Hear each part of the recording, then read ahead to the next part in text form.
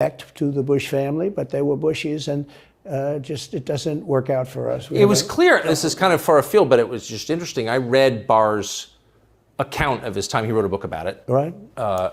His autobiography, and in it he lies about Jeffrey Epstein's death. Clearly lies. Do you think Epstein killed himself sincerely? I don't know. I will say that, he was a fixture in Palm Beach. Yeah. I don't know what Barr said about it either. I have no idea what he said. What did he say? He killed himself, probably? He said he killed himself and that they were going to do this investigation. They never did the investigation. It's never been public. Well, and they hid it. And why are they doing that? And clearly Barr knew. But why would Bill Barr be covering up the death of Jeffrey Epstein? Bill Barr didn't do an investigation on the election fraud either, okay? He said he did, and he pretended he did, but he didn't. McSwain, the U.S. attorney in Pennsylvania, Philadelphia, said Barr just wouldn't let him do it. It was crazy. Barr became so petrified, so frightened of being impeached. They were going to impeach him. I don't know if you remember it. Yeah. It's not a big moment in history. But they said, we're going to impeach. They play a much rougher game, the left, the lunatics.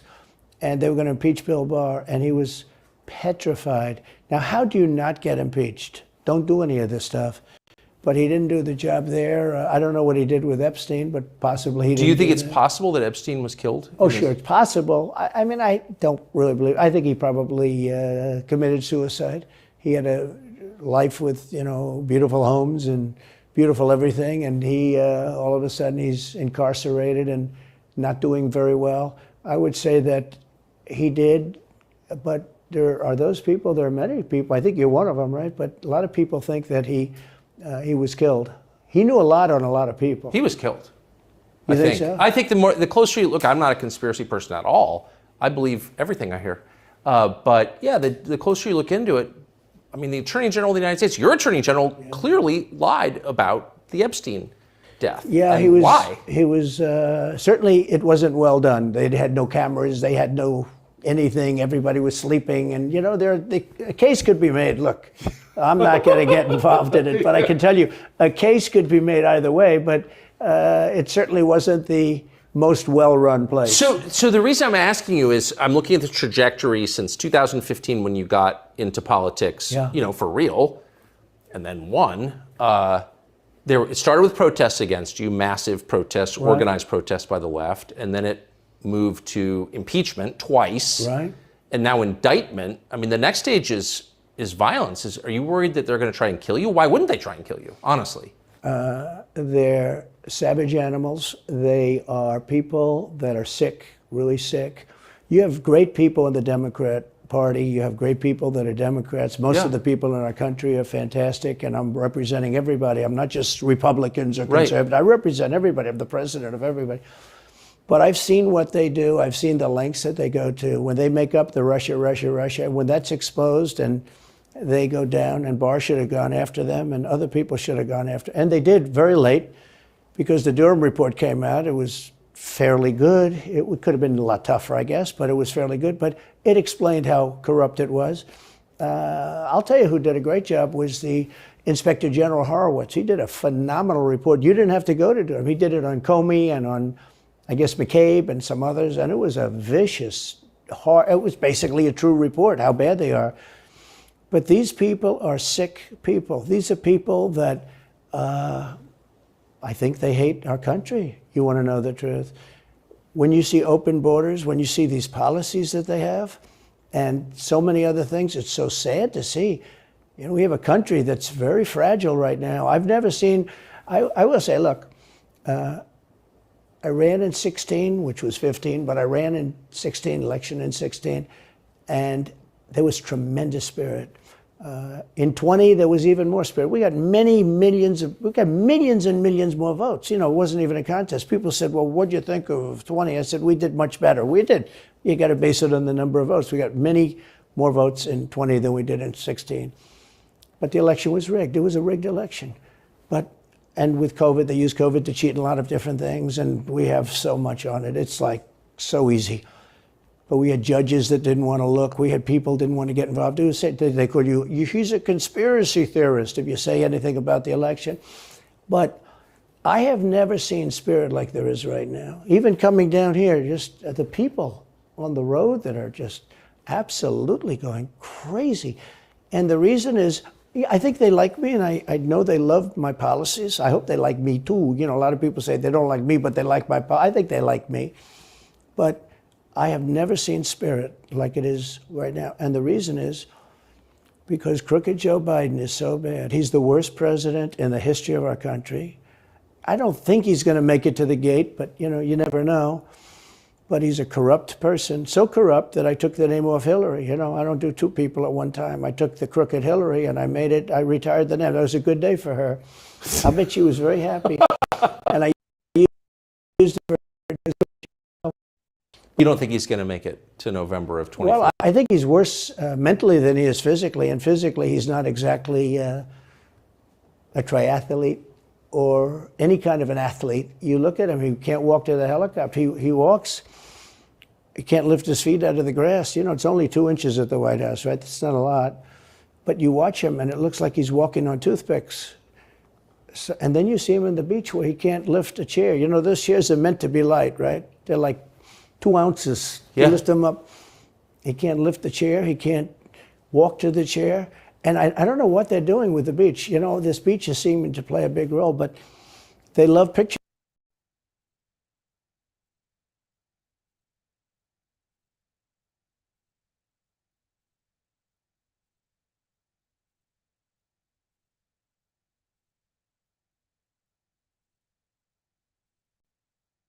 of him on the beach. I think he looks terrible on the beach. He looks terrible on the beach. Skinny legs. Well, he can't walk through the sand. You know, sand is not that easy to walk through, but when he walks through it, he can't walk through the sand. And there's somebody in there that thinks he looks fabulous at the beach. I think he looks horrible at the beach. Plus, the beach doesn't represent what a president's supposed to be doing. You're supposed to be working.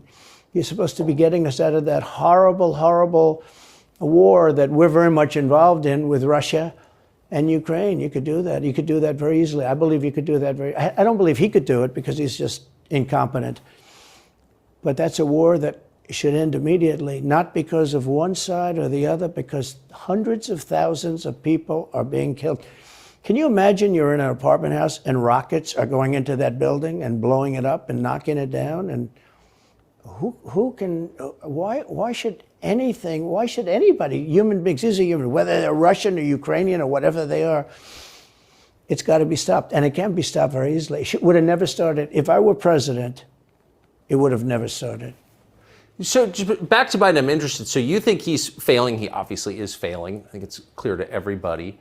But that would make Kamala Harris the candidate? Well, not really. I mean, I guess they'd have maybe a free-for-all. A lot of people say she has to remain for certain reasons the candidate. She has to. I don't think that's true, actually. I don't think that other people would stand for it. She has some bad moments. Her moments are almost as bad as his. I think his are worse, actually. Yeah. But she seems pretty senile, too. She speaks in rhyme. You know, it's weird. It's weird. But she has bad moments. And in rhyme? What do you... Well, the way she talks, the bus will go here and then the bus will go there because that's what buses do. And it's weird. The whole thing is weird. This is not a president of the United States future. And I think they probably have some kind of a primary and other people will get involved. Newsom, right? I mean, could be. I mean, you know, I always got along well with him, believe it or not. But could be him, could be somebody else. He's got a big load on his shoulders because you look at California, what's happened. But I don't know if the American people really, the people that vote for him, I don't even know if they care. You know, you look at so many of the things that are going on, and people don't seem to be, in the old days, if you had a bad record, it meant a lot. Today, if you have a bad record, it doesn't really mean anything. You know, he looks good, he's a nice looking guy, speaks well. But Biden, every time you watch him talking, it's like he's walking on eggs. You're waiting for him to collapse. And he almost always does. And I got to know the leaders of all of the countries, essentially, but the big ones. And the bigger, the tougher the leader. You know, it's like sort of, I guess maybe that's the way it's supposed to be. But I got to know President Xi of China and Putin and Kim Jong-un, North Korea. Did a great job with North Korea, kept us out of a nuclear war. We would have 40,000 dead soldiers right now. They'd drop a nuke right on top of the military base. But we have 40,000 soldiers over there. And I did great. I got along with him great. That's a positive. You know, the press said, he said nice things about Kim Jong-un. I also said horrible things at the beginning. Horrible enough that he wanted to talk.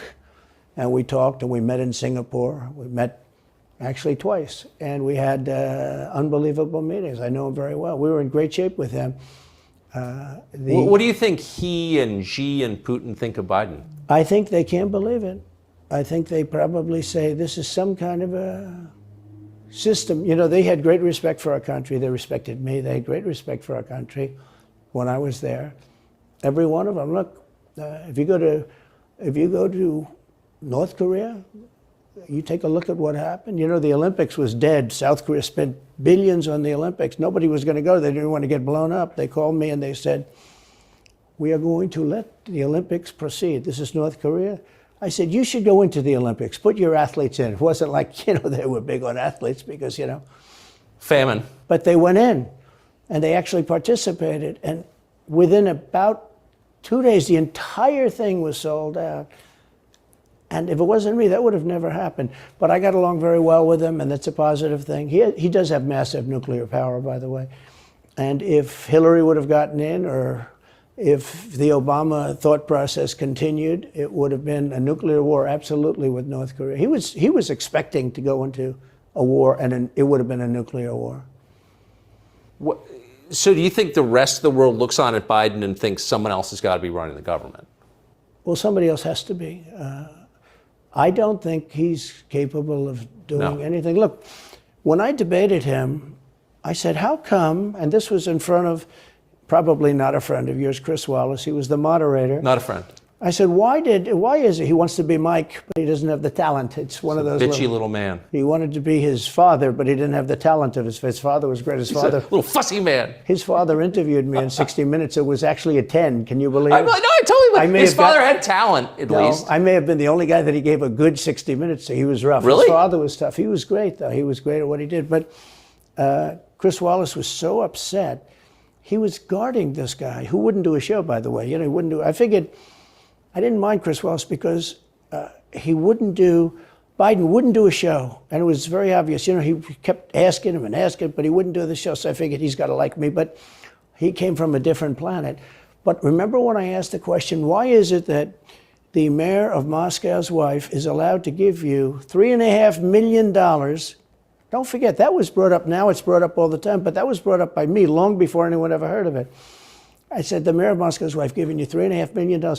What did you do to deserve $3.5 million? To Biden. And Chris Wallace said, this has nothing to do with the debate. I mean, he got in the way of the question. No, it was crazy. And I said, well, wait a minute. He got $3.5 million from the mayor of Moscow's wife.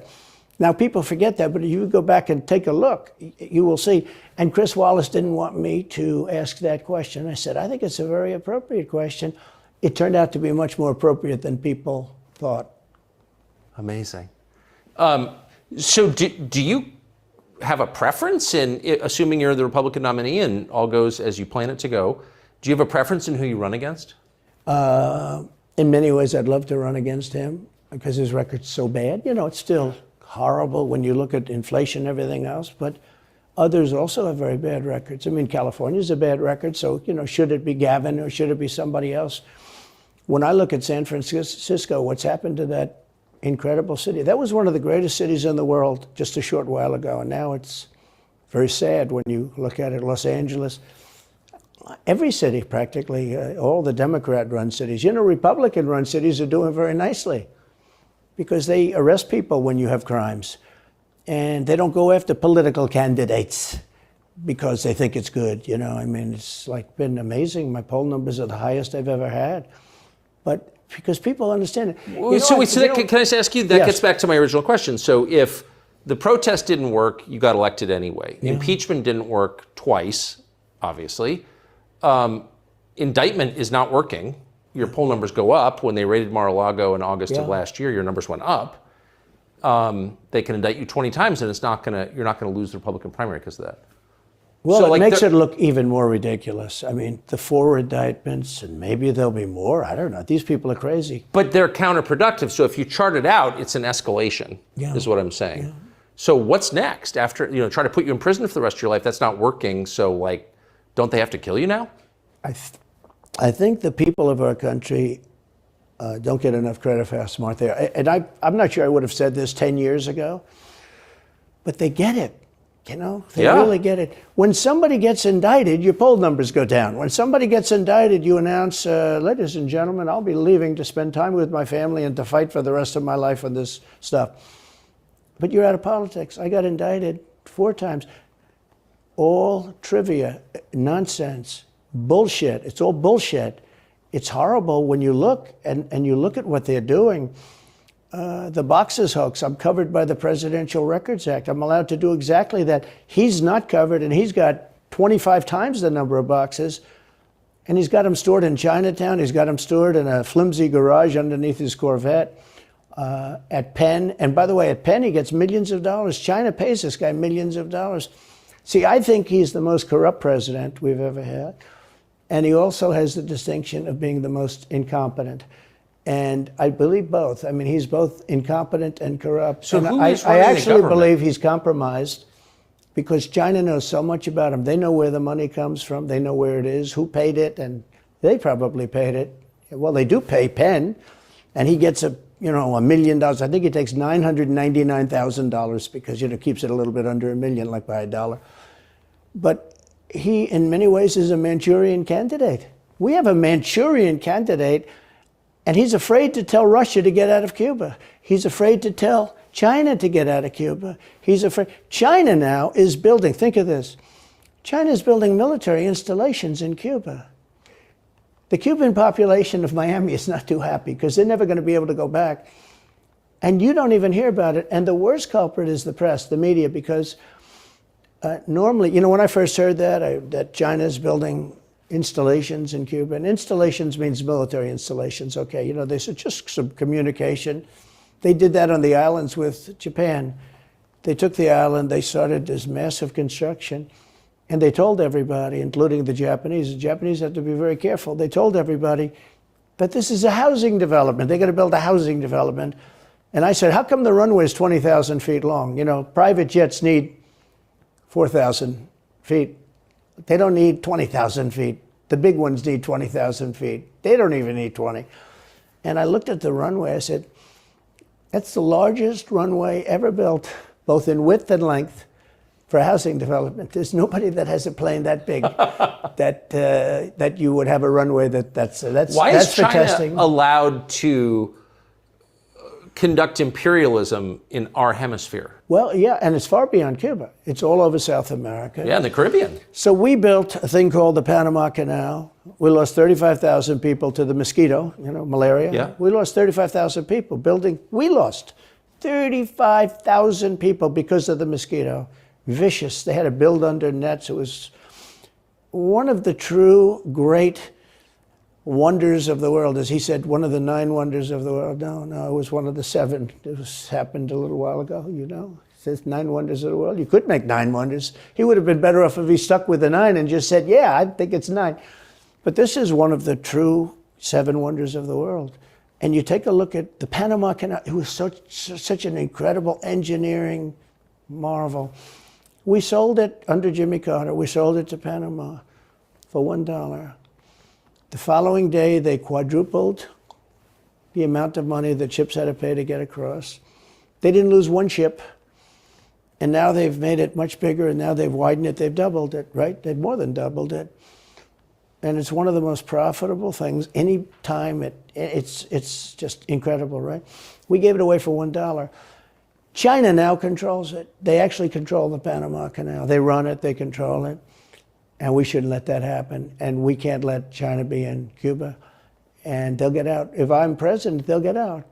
Because I had a very good relationship with President Xi, but he respected this country, he respected me. And he'll get out. And we can't let them run the Panama Canal. We built the Panama Canal. Should have never been given to Panama. We should have had it. But we gave it for $1. Think of it.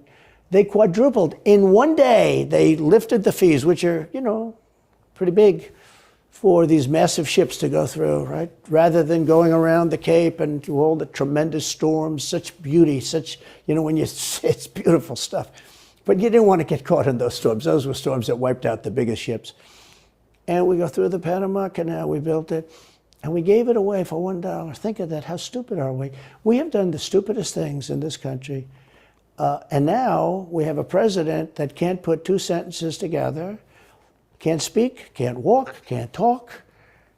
I don't think he gets to the starting gate, but these people do miracles. I mean, he ran out of his basement, and you got away with that one because of COVID, so he sort of got away with it. They cheated on the election. But you have people that are very smart, but they're fascists and they're radical left lunatics, and they're destroying our country with the all-electric cars and the windmills all over the place, which, by the way, don't work, and they're all, most of them made in China. For the most part, they're made in China. Germany a little bit, but China. But you look at what's happening to our country, even no voter ID. I mean, why don't they want voter ID? There's only one reason they don't want voter ID, because they want to cheat. I mean, who doesn't want, you know, the Democrat convention, the last one, they had voter ID that was this big. It looked like a prison card, this big on their chest. You walked in, they had your picture, your this, your fingerprint. They had everything. The most incredible voter ID I've ever seen. That was to get into the Democrat National Convention. But to get in to vote, if you buy groceries, if you buy practically anything now, you have ID on a card, credit cards or otherwise. But don't you think it's racist to have to show your ID? Well, they probably say that. They use anything not to show ID, because voter ID is pretty simple. And we could go back, and we should go back to all paper ballots, voter ID, same-day voting. You know, France did it. France had mail-in ballots, and it was terrible. Anytime you have mail-in ballots, you're going to have massive cheating on your elections. Anytime, but not just the presidential election. Anytime you have... Isn't that the whole point of them? So yeah. You can Oh, cheat? yeah, sure. It's their whole point. That's their whole point. They want to cheat. Yeah. They have to cheat because their policies are so bad that if they didn't cheat, they couldn't get elected. Who wants open borders? Who wants high taxes? Who wants high interest rates?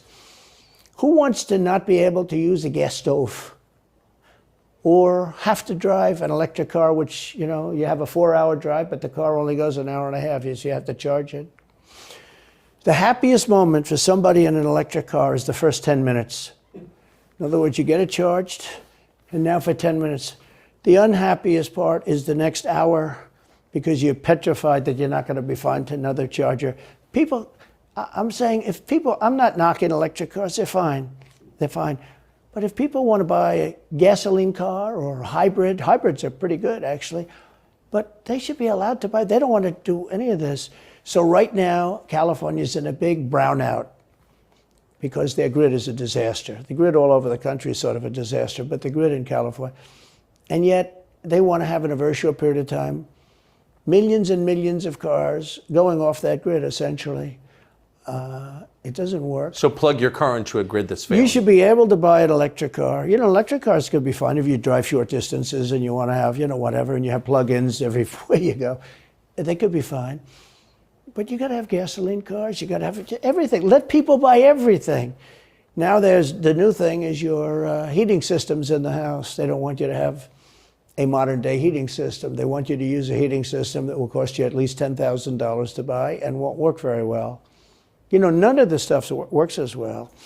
One of the things I did with EPA is you have states, many states, most of the states have so much water. You know, it comes out of heaven, right? The water pours down and you have it. It's there. It's got to go wherever it goes, into the oceans, whatever.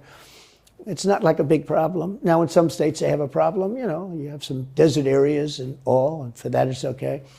But they have sinks where no water comes out. You turn it on, no water comes out. No water comes out of the shower. No water is allowed to go into the washing machine for your dishes or for your clothing or what. And I avoided all of that. Wait, they have sinks where no water comes out? Sure, you have restrictors. When I say no water, very little water. You want to wash your hands, right? Yeah. And you've seen this, and you turn on the sink and it's very little.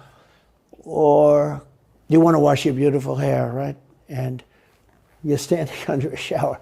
Then the suds never go. The water comes out very slowly. I'm sure you've seen this. It usually takes place in new hotels and new homes. Yeah, you take a drill and take the they have limiter out. Well, you can, but now they make it so you can't do that so easily. They have a restrictor. It's called a restrictor, and it restricts the water from coming out. So I ended all of that, and you have to see these. They let the water come out. You know what people do? They wash their hands like 5 times longer or in the washing machine, they'll press for their, let's say the dishwasher, they'll press it, then they'll press it about 7 or 8 times. Yeah. They'll end up using more water, and it still won't be very good.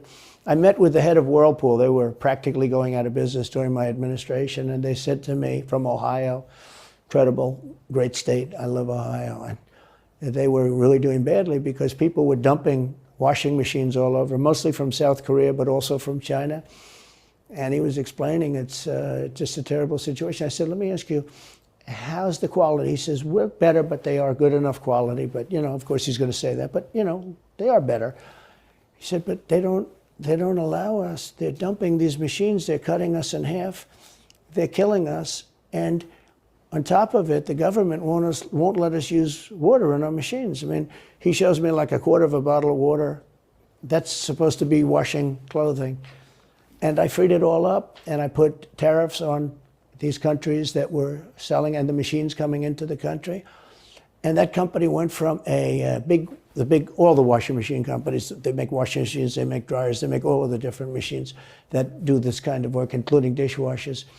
And they went from a disaster area to being just thriving. But can I ask, they love me in that part of Ohio. Well, I bet they do, but why should EPA, no one at EPA was elected by anybody, yeah. Why do they have the power to decide how much water your washing machine uses? Shouldn't Congress in a democracy get to vote on that? Yeah, you could say that.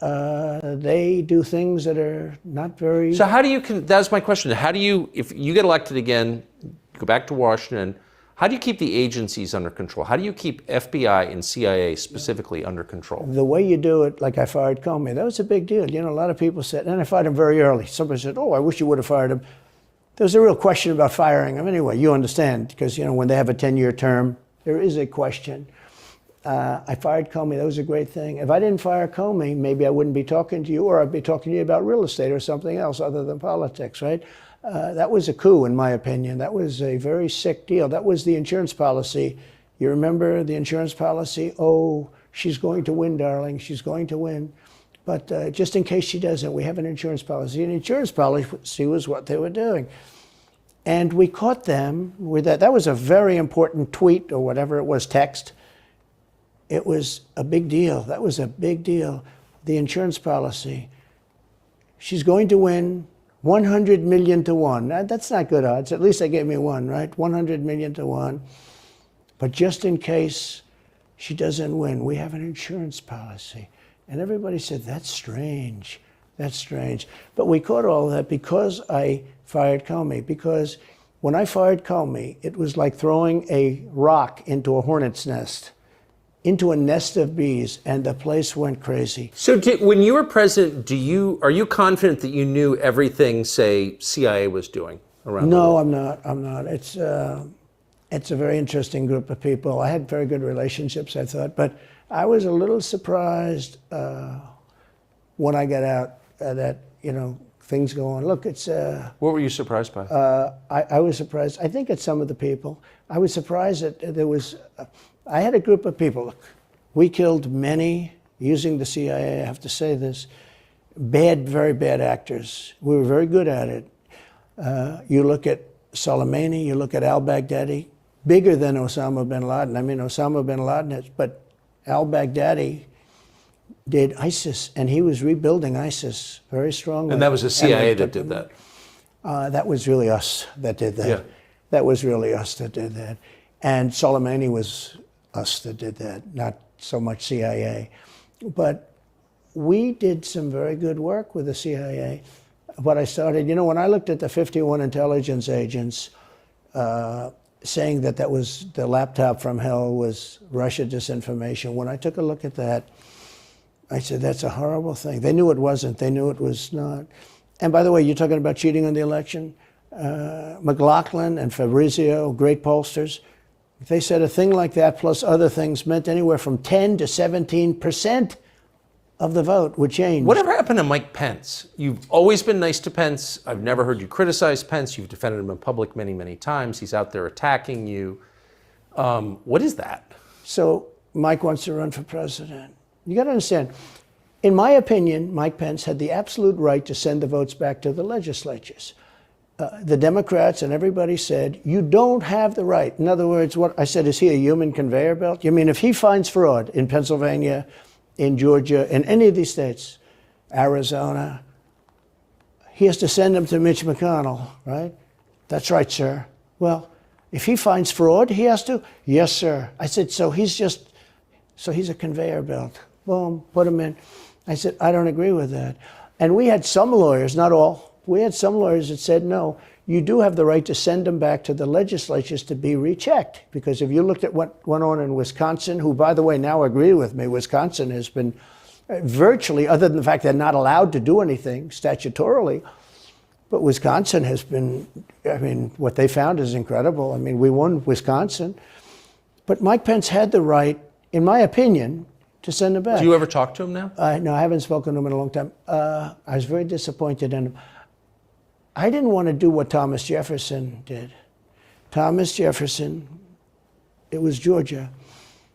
And it was, hear ye, hear ye, the great state of Georgia is not capable or allowed to tabulate their votes. And Thomas Jefferson, who was the vice president, said, is Georgia sure that they cannot tabulate their votes? Georgia is sure. He didn't send them back and have them redo it. He said, we will keep the votes of the great state of Georgia for Thomas Jefferson and his president. I didn't ask him for that. Could have done that too, but I didn't. I thought that would be turmoil. I asked him to send him back to his legislature, to the legislatures, you know, in Wisconsin, let's say. But why didn't he? I mean, you'd worked together for 4 years. You're the president. He's VP. You say you're aligned on everything. I think he got very bad advice. I really do. Now, let me tell you what happened. I sat there with a few people. I think his lawyer was in the room too. His lawyer was very much against it. There were other lawyers that felt you could do it. It was one of those things. I think you could have done it. I think you can always do something if you see fraud or if you see problems. But it's very interesting. So after the election was over, the rhinos got together with the Democrats and they redid the election, so you couldn't do it anymore. So then I called the people. I said, so in other words, you're saying I was right. You could do it. Yes, you could do it. In other words, they took the Voting Act and they redid it so the vice president no longer has the power to do what I said he could do. So when that happened, I said, wow. And you know, you'd look some of these Democrats in the eye and they'd say, he has absolutely no right to do it. And immediately after the election, they met rhinos, could name them all, and Democrats, and they approved legislation that takes away the right of the vice president to do it. So I said, so you're saying I was right. The vice president did have the right to do it, and they said, yes, he did. So if you're saying they stole it from you last time, why wouldn't they do the same this time? Oh, well, they'll try. They're going to be trying, yeah. And not only me, you know. Look, DeSantis is out. I think he's gone. So he was at a level. People have figured him out. He's gone. But if somebody else got in, other than me, they'll go at him just as viciously as they did me. These people are sick. They will go after them. And a lot of people say they won't be able to hold up. I do get credit for holding up quite well, I must tell you. I think it's... How do you do that? How do you get indicted, every week and stay cheerful? I think it's a lot easier because I'm so high in the polls, because it means the people get it. The people see it's a fraud. The people see it. Like this horrible district attorney from just a little while ago, from essentially Atlanta, that's Fulton County. She said, basically, I don't have any right to challenge an election. Well, what about Stacey Abrams? What about Hillary Clinton? What about all of these Democrats that are still challenging my election? The same people that are saying he's challenging an election challenged my election. And they did it with slates. They did it with all sorts of things. They were very bad about it. But basically, they're suing me, and they're saying, you don't have any right to challenge it. If you challenge an election, we're going to indict you and put you in jail. So what they're doing is they've weaponized, and don't kid yourself, the DOJ and Biden and the whole group, they're watching all of this stuff. They love the local stuff. The DA in Manhattan. Not only that, they put a one of the DOJ top people into the Manhattan DA's office to run things. They don't even have a case against me. It's not even a case. Everyone says, even the Democrats say, you can't bring these cases. You have no case. The Attorney General or the District Attorney, Fannie Willis, in Atlanta, she's getting killed. Basically, she's saying Trump doesn't have the right to criticize an election.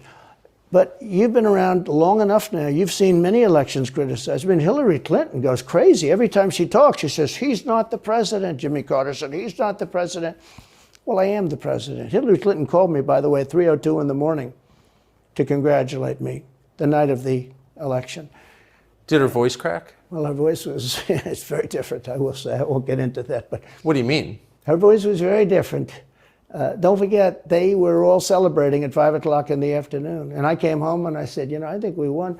I felt we won because the rallies are so big. We'd go to Wisconsin and we'd go to Georgia. We'd go to different states. In Michigan, we'd have rallies. In Pennsylvania, we had 58,000 people in Butler. And I said, how are we losing this? How do you have a rally where you have from 50 to 100,000 people, many of them? I did 7 a day for a couple of days. That's a lot. That's a lot. These are big rallies, too. And I didn't hold back. I didn't say, let's make them let's do abbreviations, right?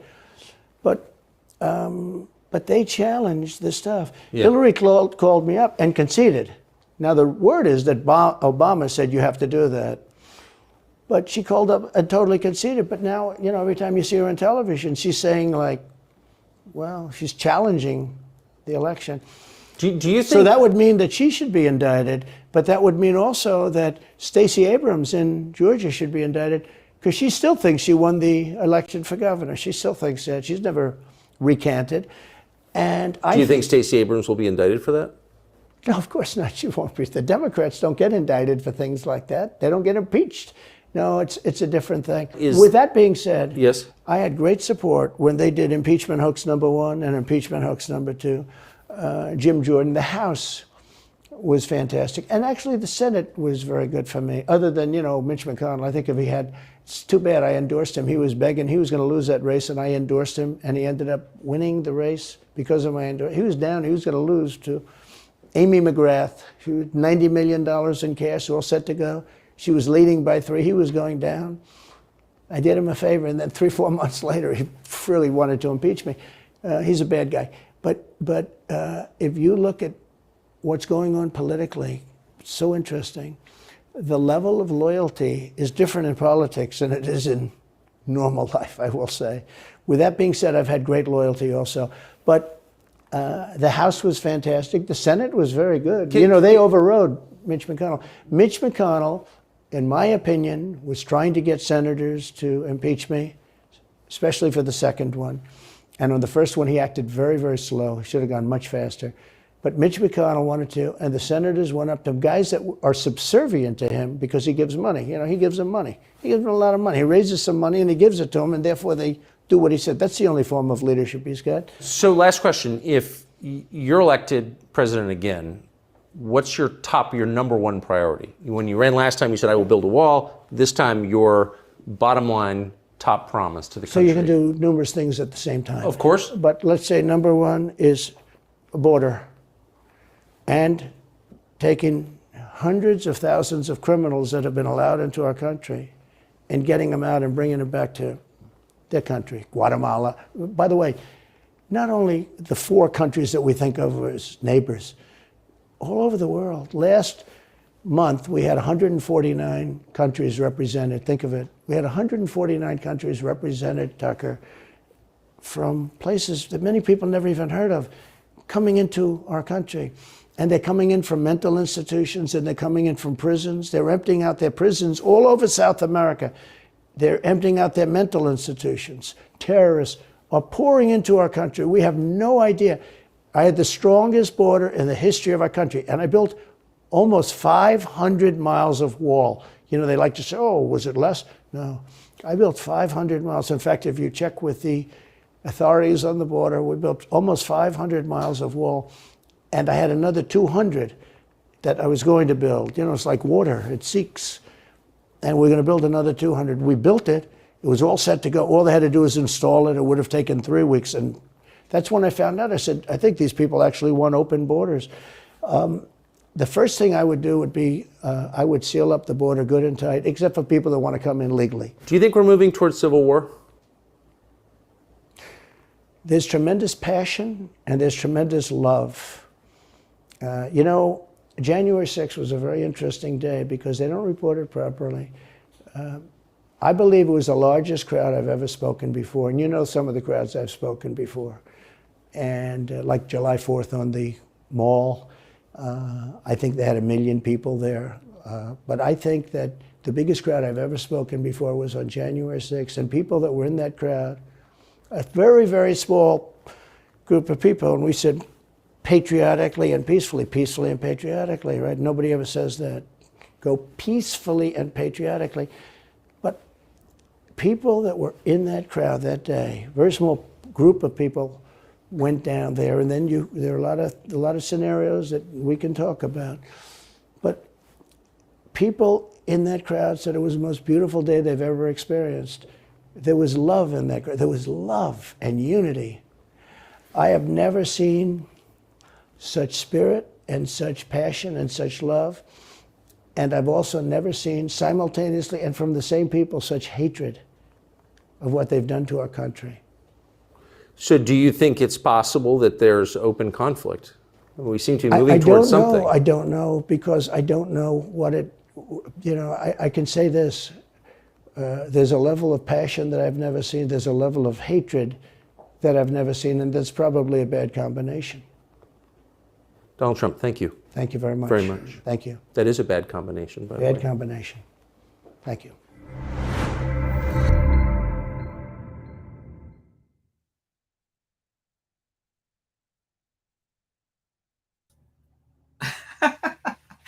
Wasn't that awesome? Oh my God, that was awesome.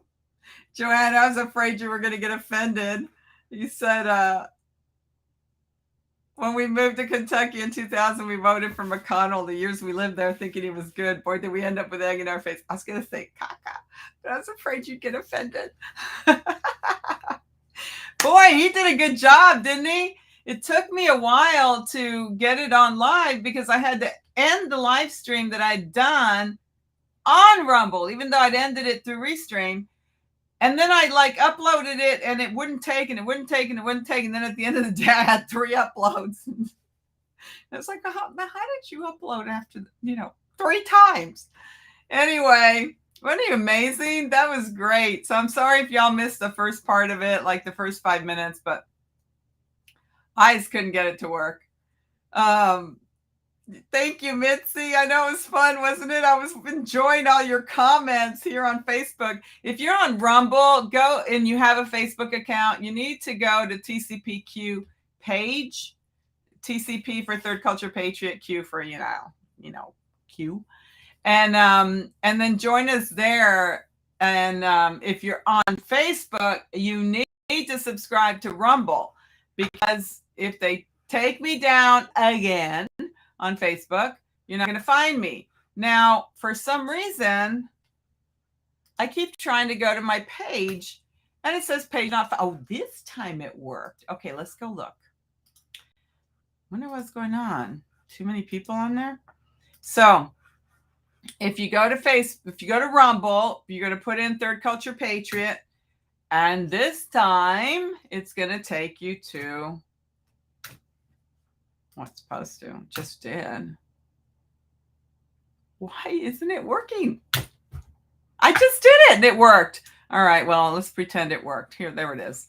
That's the first time it worked. So go here and be sure to subscribe so that you get an alert. And then the other place to subscribe is thirdculturepatriot.com. Be sure to scroll all the way down and subscribe. And if you want to donate, it's on there as well, right there. However, I did do a live last night. Oh, well, what do you know? It doesn't follow it when I go click on. So this is the home page. You're going to scroll all the way down to subscribe.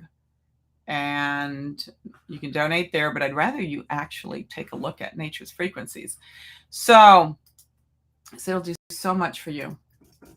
So when you go to Rumble and you go, let's test it now. There you go. Ah, it worked. I can't believe it. Okay. Go to worried about 5G, EMFs, tired, brain fog, anxiety, tingly of pain, and more. Go ahead and watch this. We had some amazing, he sent me some amazing clips and we talked a lot about it. If you missed Raylene Short, we talk about timelines and different things. If you missed the live that I just did, I went into a lot of stuff, including a video that I found from Alex Jones, which was talking the same language as Raylene Short. So that was amazing. And then go down to Martin, because he's got all kinds of protocols. I am going to have him on again tomorrow night. And then I'm going to have Sean Morgan on Friday night. So let's end the show here. Oh, that was a great one. Wasn't it? Wasn't it awesome? And, oh, I want to see what let's see if we can find the debates. I want to see what their Republican debate live updates and analysis. 9:51 p.m. Let's go ahead and take a look at this.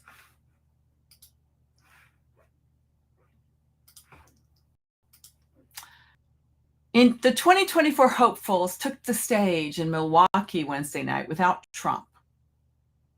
Live updates. 8 candidates qualified for a spot on the stage. North Dakota Governor Doug Burgum, former New Jersey Governor Chris Christie, Florida Governor Ron DeSantis, former UN Ambassador Nikki Haley, United Nations Ambassador, and the United Nations doesn't have a very good, I would like disassociate if I were her. Former Arkansas Governor Asia Hutchinson, that's who she talked about. Former Vice President Mike Pence, like he's really going to get anywhere. Entrepreneur Vivek Ramaswamy, who literally talked bad about Trump and is now trying to like hide it. He's a worm. He's a weasel. He's coming across like being this nice, on our side kind of guy, and he's full of shit. Sorry, guys. Those you know me, sometimes a cuss word really says it the way you feel. It's like I like it when people say, tell us how you really feel. Oh, he's a shit. That's how I really feel. Missing from the event is the primary's early front runner, former President Donald Trump, who declined to participate. Good for him. ABC News and 538 are live blogging every major moment and highlight from the debate, which began at 9 p.m. Eastern Standard Time on Fox News, with 538 providing analysis and a closer look at the polling and data behind the politicians. You idiots. Let's go see what they're saying. We're live blogging the GOP presidential debate. Okay, and what are you saying exactly? Where is it? Where's your blog? Sparks fly between DeSantis and Ramaswamy, both swarming worms. Which issues are Republican voters most concerned about? Getting inflation or increasing costs? I would say border. Controlling immigration, someone fighting against liberalism and the woke agenda, ability to beat Joe Biden, cutting. Oh, please. Anybody can beat that idiot.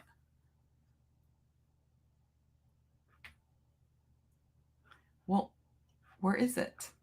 Like, hello? 7 things to watch for. Why don't we find out what they want us to watch for? It's over. Like, we're like totally happy and fine, right?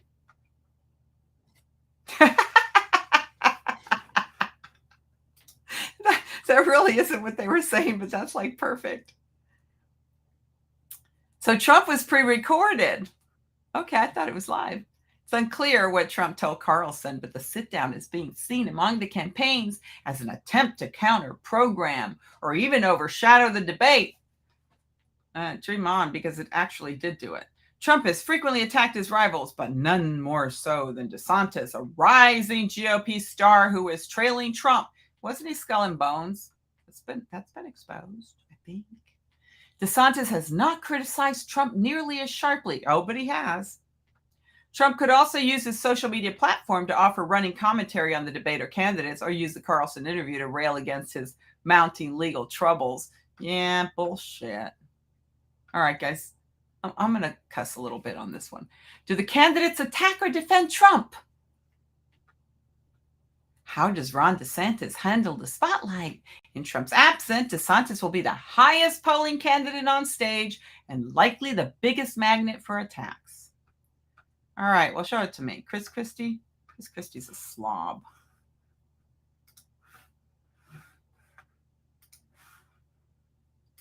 Oh, sorry. Thought you were seeing what I was seeing. It's not like you can see much. We can't get it. Oh, well, let's look at the live updates. It has been very fascinating to sort of peel back the curtain and see how these candidates are actually getting ready for their moment on the debate stage. We have heard everything from reading. More news on the other side.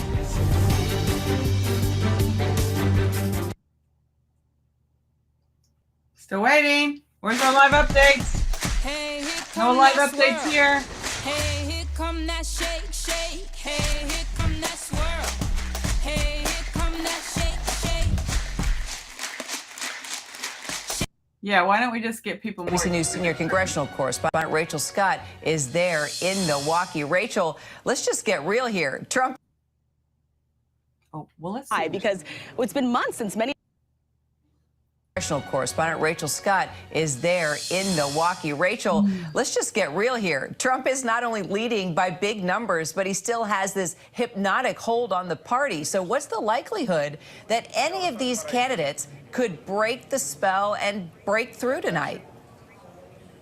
Kira, you are absolutely right about that. Look, this is a former president that's facing 4 indictments, 91 charges total, and he still has a commanding lead in this race. And so these candidates, this crowded field, 8 candidates all on one stage, are going to be looking for sort of a breakthrough moment here. They'll definitely be getting questions about the former president. They'll be looking to separate themselves from him and differentiate themselves from where they stand on different policies. But there is no doubt about it. The stakes here are so high because it's been months since many of these candidates have announced their campaigns, their bid for the White House, and so many of them are still trailing the former president, including Florida Governor Ron DeSantis, by a pretty large margin. So let's talk about Ron DeSantis, Mike Pence, Nikki Haley, Chris Christie. I mean, clearly they have the bigger name recognition here, right? But what about their strategies for standing out beyond that?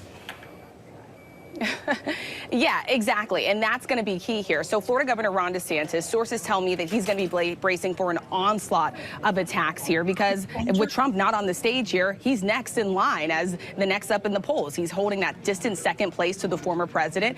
When you have some of these other candidates that are a little bit more lesser known, right? We're talking about former Arkansas Governor Asa Hutchinson, also North Dakota Governor Doug Burgum, who may or may not be on the debate stage today because he suffered an injury playing basketball. They're really looking to introduce themselves to voters. But then you also have this whole separate group of candidates that were very close to the former president. So his own former running mate, Mike Pence. You have his former UN ambassador, Nikki Haley. You also have former New Jersey Governor Chris Christie, who once prepped Trump for the debates. He'll be.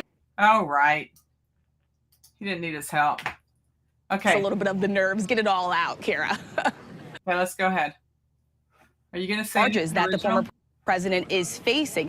That's going to be a critical moment on that debate stage. But you also mentioned it there. You have some candidates that have made their entire campaigns about going after the former president.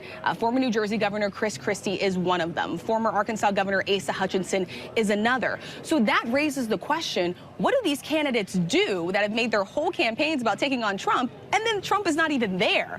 So it's going to be interesting to see what happens there. I've been told by a source close to Hutchinson that he's still going to bring up Trump as if he was on the stage, because right now he is the front runner and he's ahead by a lot, still has the commanding lead in this race, Kira. All right, well, we're all going to be watching, that's for sure. Rachel, sure appreciate just all the context and details. Thanks so much. Okay. There you go. That's what I'm talking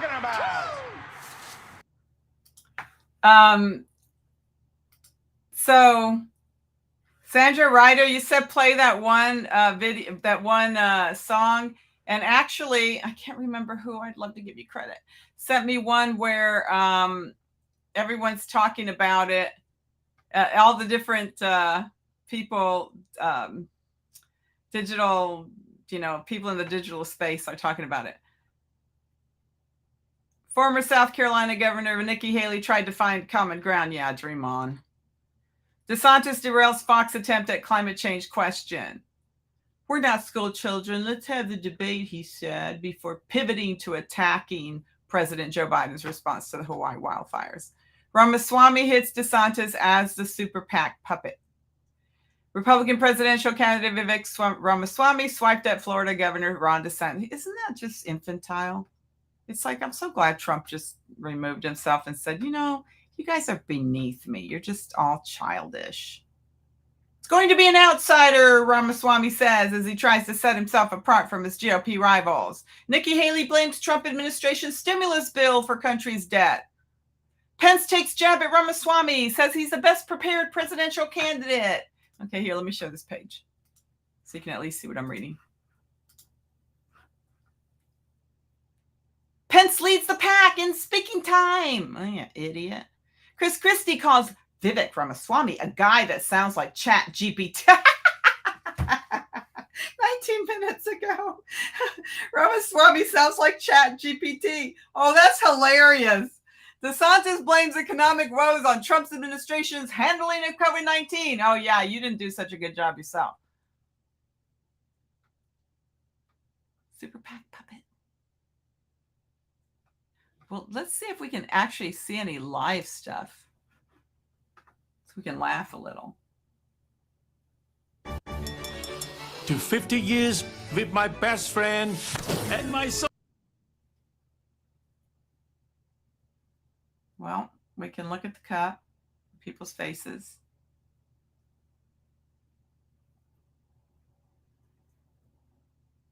Oh, get the bounty.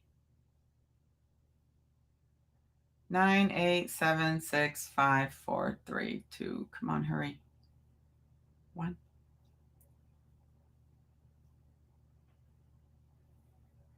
Wait, I don't want that. I want current debate.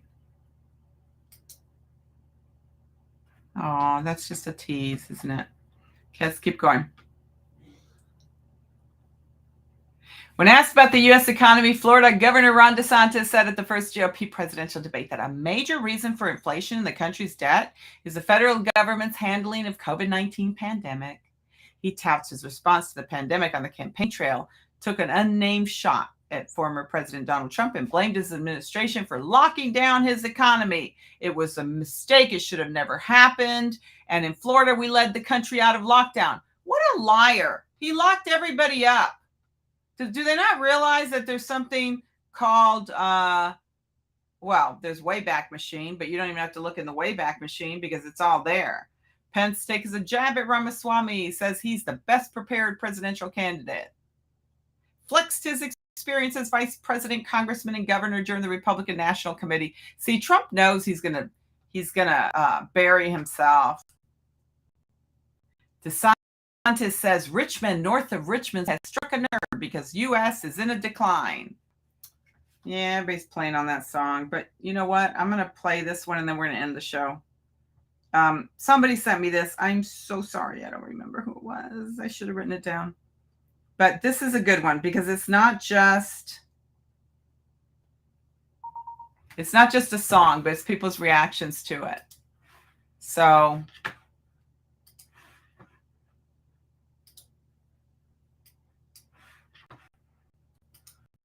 okay.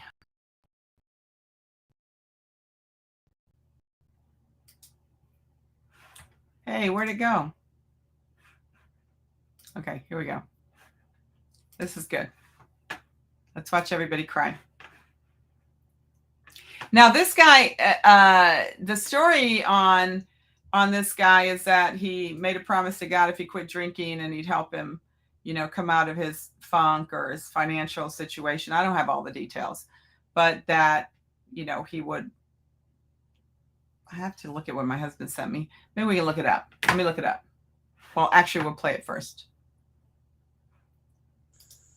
I've been selling my soul, working all day, overtime hours for bullshit pay, so I can sit out here and waste my life away, drag back home and drown my troubles away.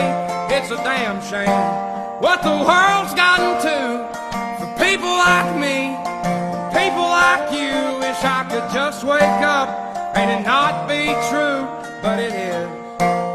All it is, living in the new world with an whole soul. I can rock with that. These rich men north of Richmond,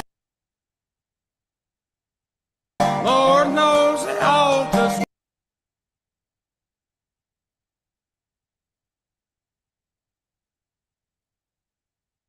wanna have total control. Wanna know what you think, wanna know what you do, and they don't think you know, but I know that you do. 'Cause your dollar ain't shit, and it's taxed to no end. Okay. Those are rich men, those are rich men. This is true. Tell him, buddy. Some of us can't say what we absolutely know is true, and he's articulating it. I wish politicians would look out for minors, and not just minors on an island somewhere. Lord, we got folks in the street, ain't got nothing to eat, and the old beast milking welfare. Well, God, if you're 5'3" and you're 300 pounds, taxes ought not to pay for your bags of fudge rounds. Young men are putting themselves 6 feet in the ground, 'cause all this damn country does is keep on kicking them down. Lord, it's a damn shame what the world's gotten to for people like me, What? people like you. Wish I could just wake up and it not be true, but it is. All it is, living in the new world with an whole soul. These rich men north of Richmond, Lord knows they all just wanna have total control. Wanna know what you think, wanna know what you do, and they don't think you know, but I know that you do. 'Cause your dollar ain't shit, it ain't. It's taxed to no end, 'cause the rich men north of rich men.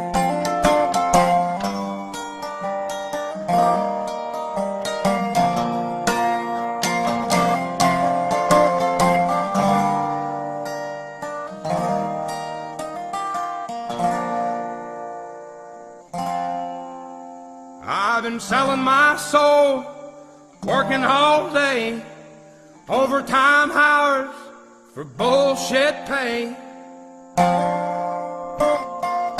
Damn.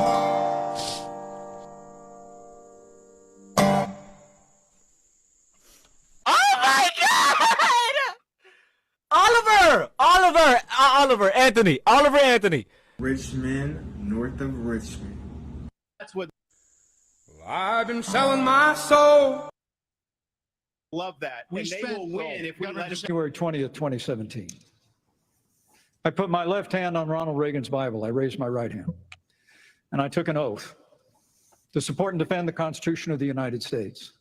And it ended with a prayer, so help me God. It was a promise that I made to the American people. His scriptwriters but are I also great. made it to my Heavenly Father. Every day for 4 years, I sought to keep that oath. And everyone on this stage needs to make it clear whether or not they'll do the same if they earn this job and the confidence of the American people. Now, look, I've made it clear. I had hoped that the issues surrounding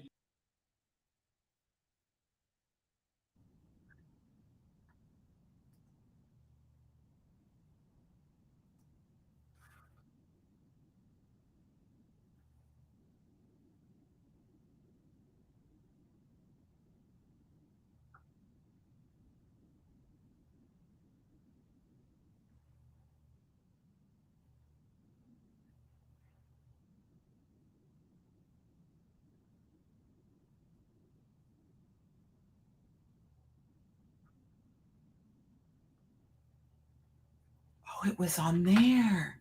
It was on something I just played. Okay, let's see where that was. Somebody's actually commenting. So somebody's playing the actual debate. Okay, let me go find that again.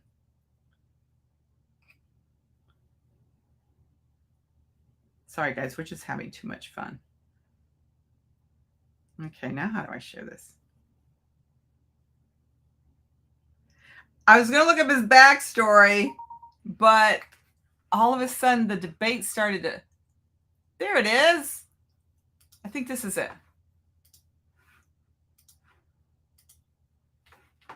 Stage who would not support the increase of more funding to Ukraine. We would not support it. Mr. Ramaswamy, but you're saying you would not too, Governor DeSantis? I will have Europe pull their weight. Right now, they're not doing that. Would not support and I think we need more to do, and I think our support should be contingent on them doing it. And I would have support in China to be able to take China and do what we need to do with China. Mr. Ramaswamy, you would not support an increase of funding to Ukraine? I would not. And I think that this is disastrous, that we are protecting against an invasion across somebody else's border when we should use those same military resources to prevent across the invasion of our own southern border here in the United States of America.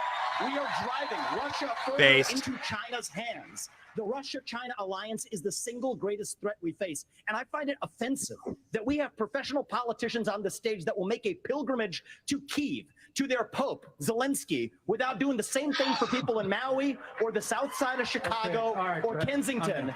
I think that we have to put the interests of Americans first, secure our own border instead of somebody else's. And the reality is, this is also how we project strength by making America strong at home. All right, we heard the names. Governor Christie first. All right, look, I did go to Ukraine, and I went to Ukraine because I wanted to see for myself what Vladimir Putin's army was doing to the free Ukrainian people. And let me tell you, I want you all to look around this arena tonight and imagine that every one of these seats was filled.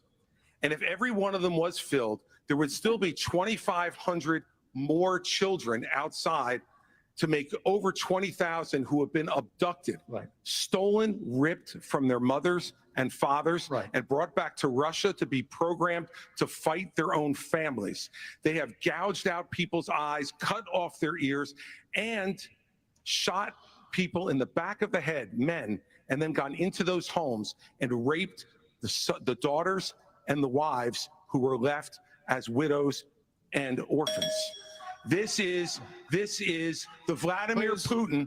This is the Vladimir Putin who Donald Trump called brilliant and a genius. If we don't stand up against this type of autocratic killing in the world, we will be next. Hang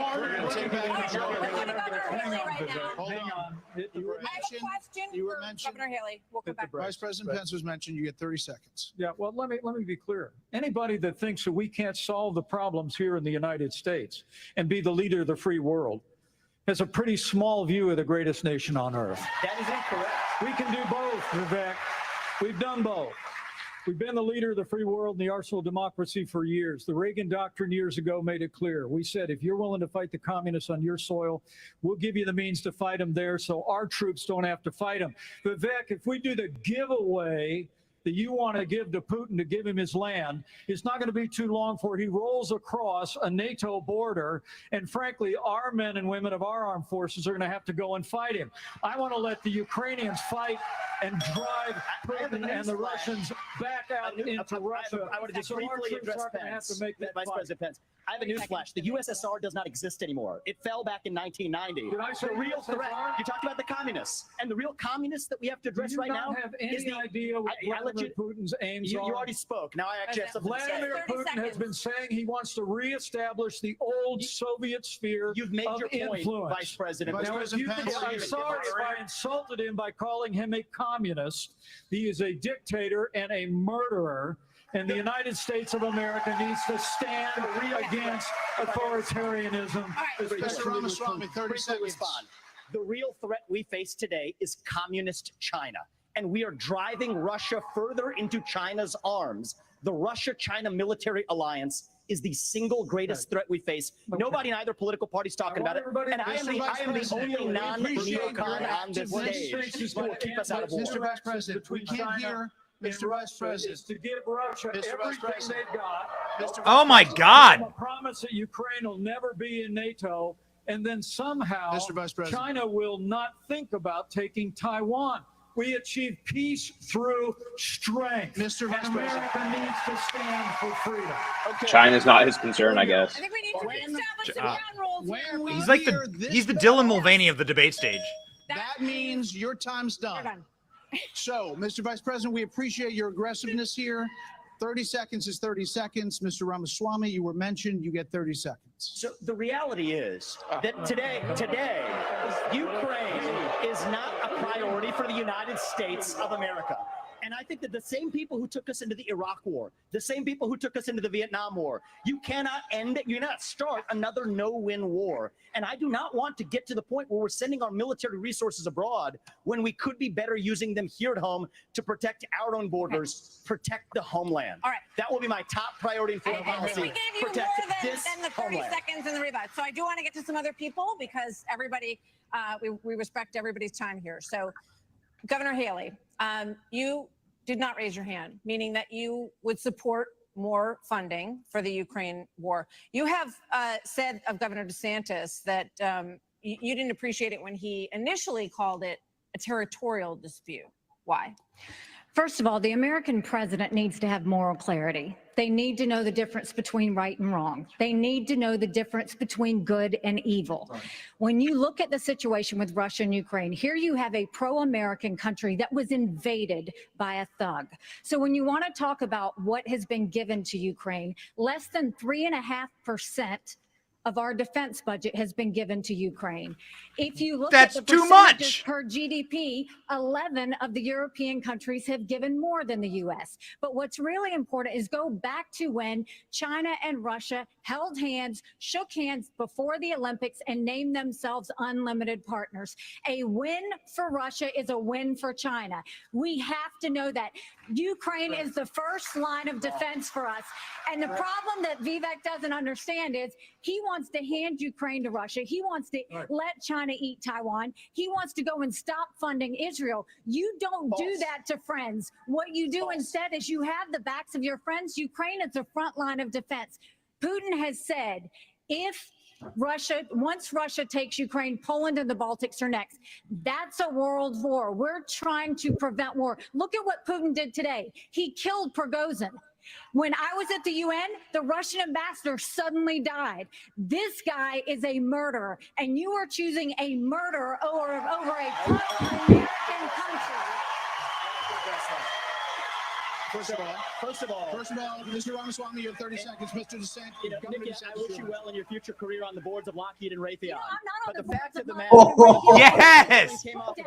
On the Boeing board. You've been pushing this lie all week, You want Nikki. to go and defund Israel? You want to Okay, give let me Taiwan address to that. China? I'm glad you brought that up. Go and give I'm going to Ukraine address Russia? each of those right now. This is the false lies of a professional politician. There you have it. Your watch, So you the will make reality is, America less safe. You have no foreign policy experience, and it shows. and you know what? The foreign policy experience that you all have shows in the pointless wars we've gotten into. I have to address that. So our relationship with Israel will never be stronger than by the end of my first term. But it's not a client relationship.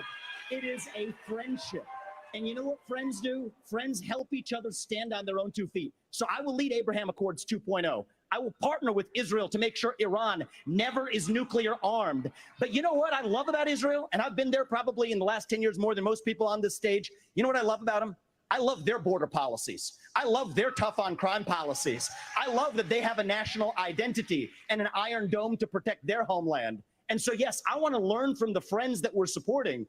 And what puzzles me is, I want to learn from those and apply those to protect our homeland, Nikki. Israel that is the needs answer. America. America needs Israel. Okay, Governor DeSantis, you were mentioned in the territorial dispute.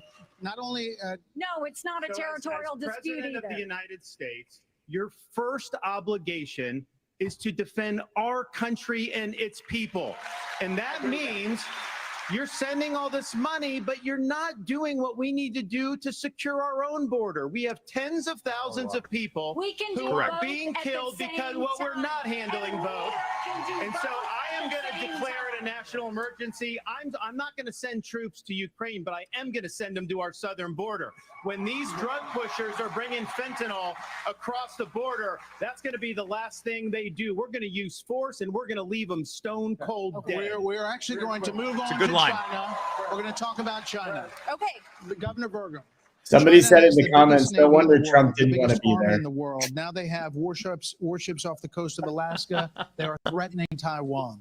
In coming years, China will have 1,500 nuclear warheads, it's believed. The U.S. just arrested 2 sailors accused of spying for China within our military. So the question is, how would you deter China as a president, Burgum? Well, this is the number one issue we're facing. And of President course, we haven't Burr. been talking about it, and we act like that Chris letting Christie Russia is win in starving. Ukraine is like a gimme as opposed to a gift to China. Russia has become China's gas station. But how would we do it?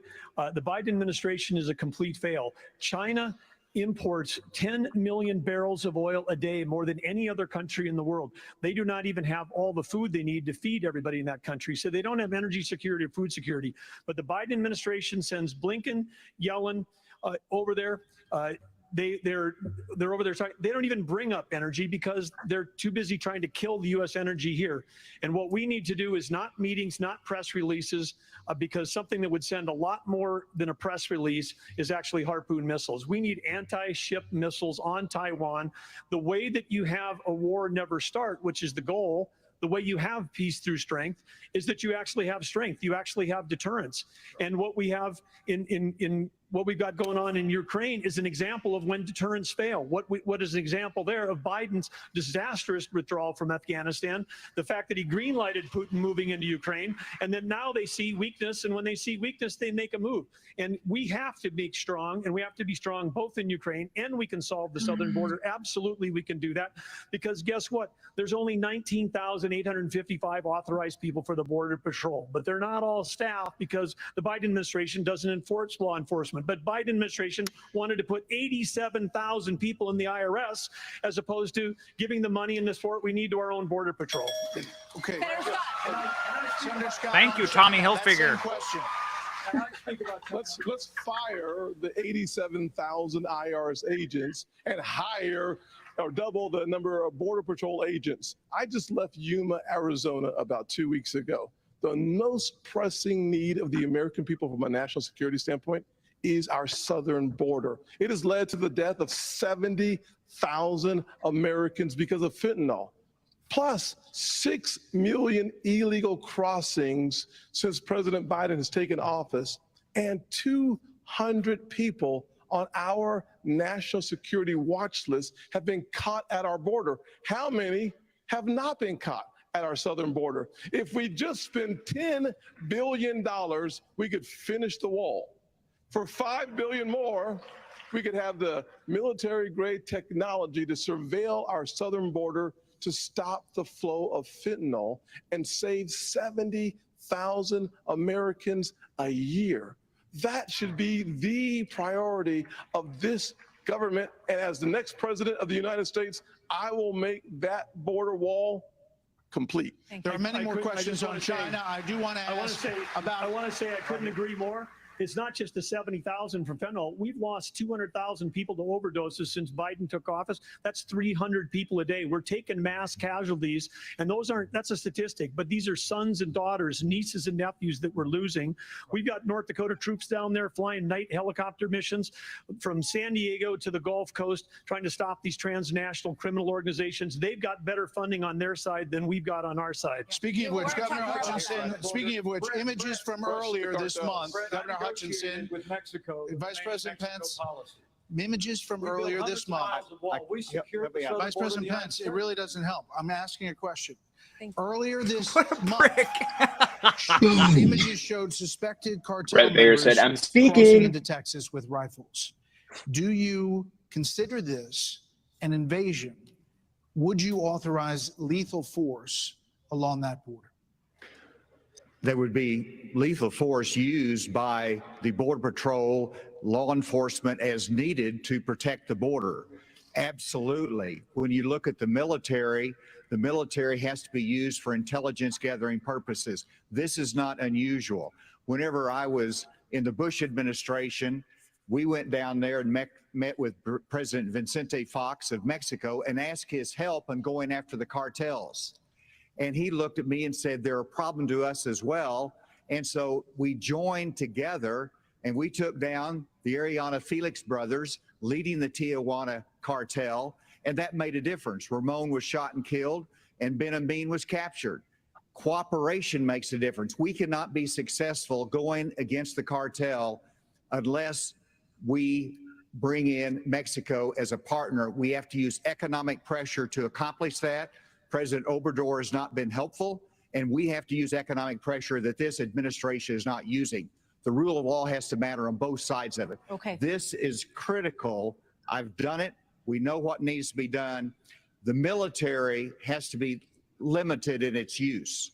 When after 9/11, we had the global war on terror, and guess what? We protected the border at the same time.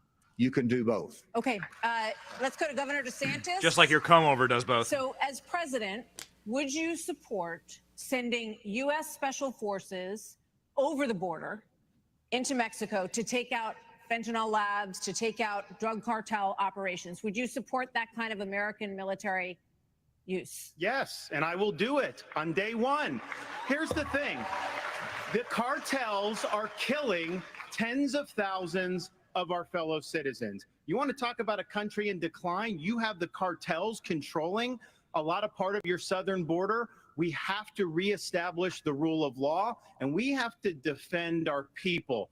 The President of the United States has got to use all available powers as Commander-in-Chief to protect our country and to protect the people. So when they're coming across, yes, we're going to use lethal force. Yes, we reserve the right to operate. How many more tens of thousands are we going to let to die? I am sick. I've met angel moms throughout this country. I met a lady in Texas named Tracy, and her son took one Percocet that was laced with fentanyl, immediately died. That is happening all across this country because of the poison that they are bringing in. So as president, would I use force? Would I treat them as foreign terrorist organizations? You're darn right I would. You know, Vice President Pence, darn right. Why would you be better at this issue than Governor DeSantis? Governor DeSantis on the campaign trail refers to your administration as not finishing the wall. Right. Look, we secured the southern border of the United States of America and reduced illegal immigration and asylum abuse by 90%. So put Trump back in Joe office. Biden took over, he threw open the southern border of the United States, and the wave of humanity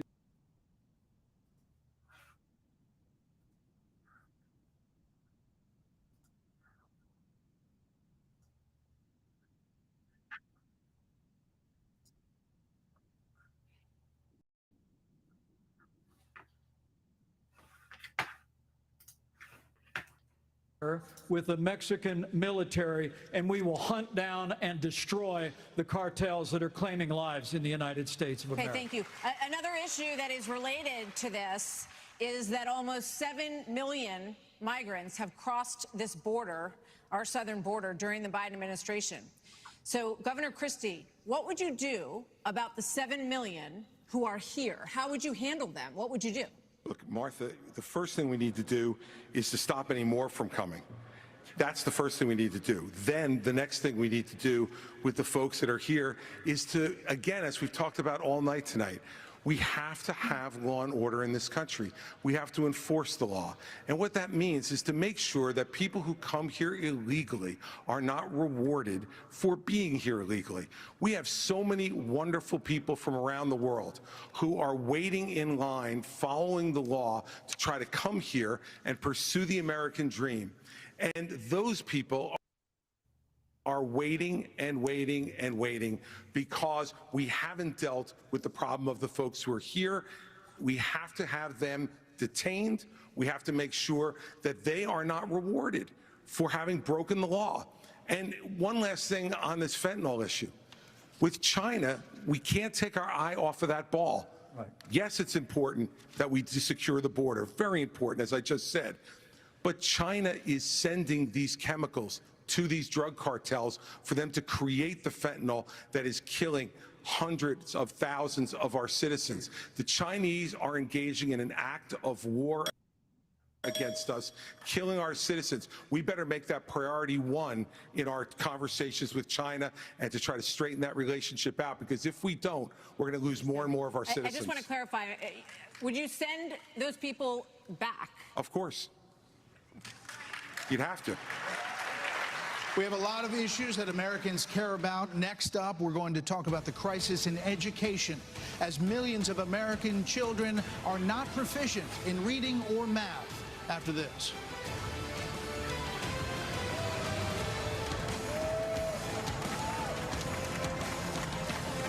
Do you trust? These are a bunch of clowns. Okay, it's great entertainment, guys. Well, let's see what Benny Johnson is saying. Hang on, let me see.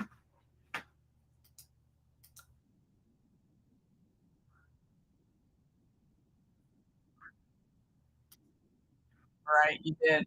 Oh, yeah, you did a lot. Why is this still going?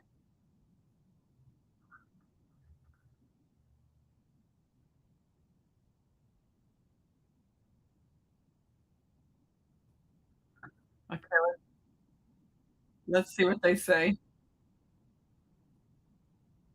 We got a second. We're going to mute this. Well, there we go. Alone. Nope. Smart Americans are taking action while they still can. Nope. By reaching out to Birch Gold Group. Let's hear what they have to say. Birch Gold has helped concerned Americans protect their futures by moving part of an existing IRA. Gonna have to mute It's it, coming. Royce. There we go. There we go. All right. Vivek, man, they're all coming after Vivek. He had a little Trump moment with the question about Ukraine funding, where the signature when Trump was the only one raising his hand. I mean, it was a totally different question, but I mean, like for him to be the only one to firmly raise his hand and say I'm not for increasing Ukraine funding, I mean, it really sets him apart. That was deeply based. Yeah. The exchange with Chris Christie was just absolute brawl. Yeah, Chris Christie really has it out for Vivek. I mean, they all do, but I mean, especially Christie, it seems like. But yeah, I think that was probably the most defining moment of what we just saw in that little segment there was the Ukraine funding issue. What does that say about Vivek, man? That means he's the Trump cutout, right? Yeah. That means that Vivek is the Trump cutout. So they're attacking him the way they would attack Donald Trump. Correct. He's taking the form of Trump essentially, and then also like I'd say that like Trump, he isn't afraid to go full in on an issue. There is no little wavering, half raising hand. He says, nope, this is what I believe and this is why I believe it. It's a full raised hand, and he's going to stand by his convictions. And that's what the GOP needs, because everyone else on the stage is kind of just half-assing their answers and putting their foot in the water without diving in completely, and just sticking to their convictions. So he's the only like Trump-esque candidate and leader that I'm seeing on the stage right now, and it's not even close. Oh yeah, even when like they asked if he would pardon Trump, everyone else kind of like looked around. They did the side to side thing, see who was raising their hand. Vivek had it all the way up. He was not hesitating. Right. And I think that shows.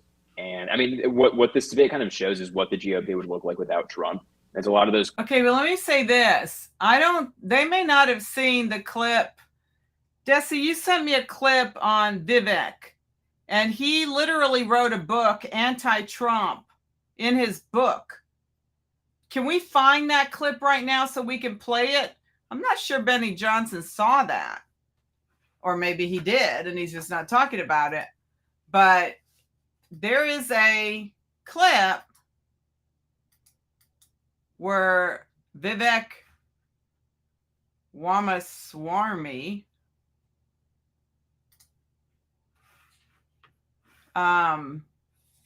here we go. It's starting right now. Let's look for that clip. Okay, where did I put it? Here we go.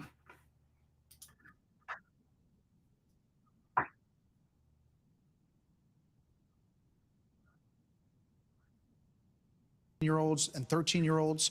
Governor DeSantis, you would eliminate, you said, the Department of Education.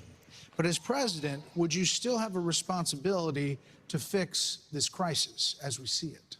Absolutely. The decline in education is one of the major reasons why our country is in decline.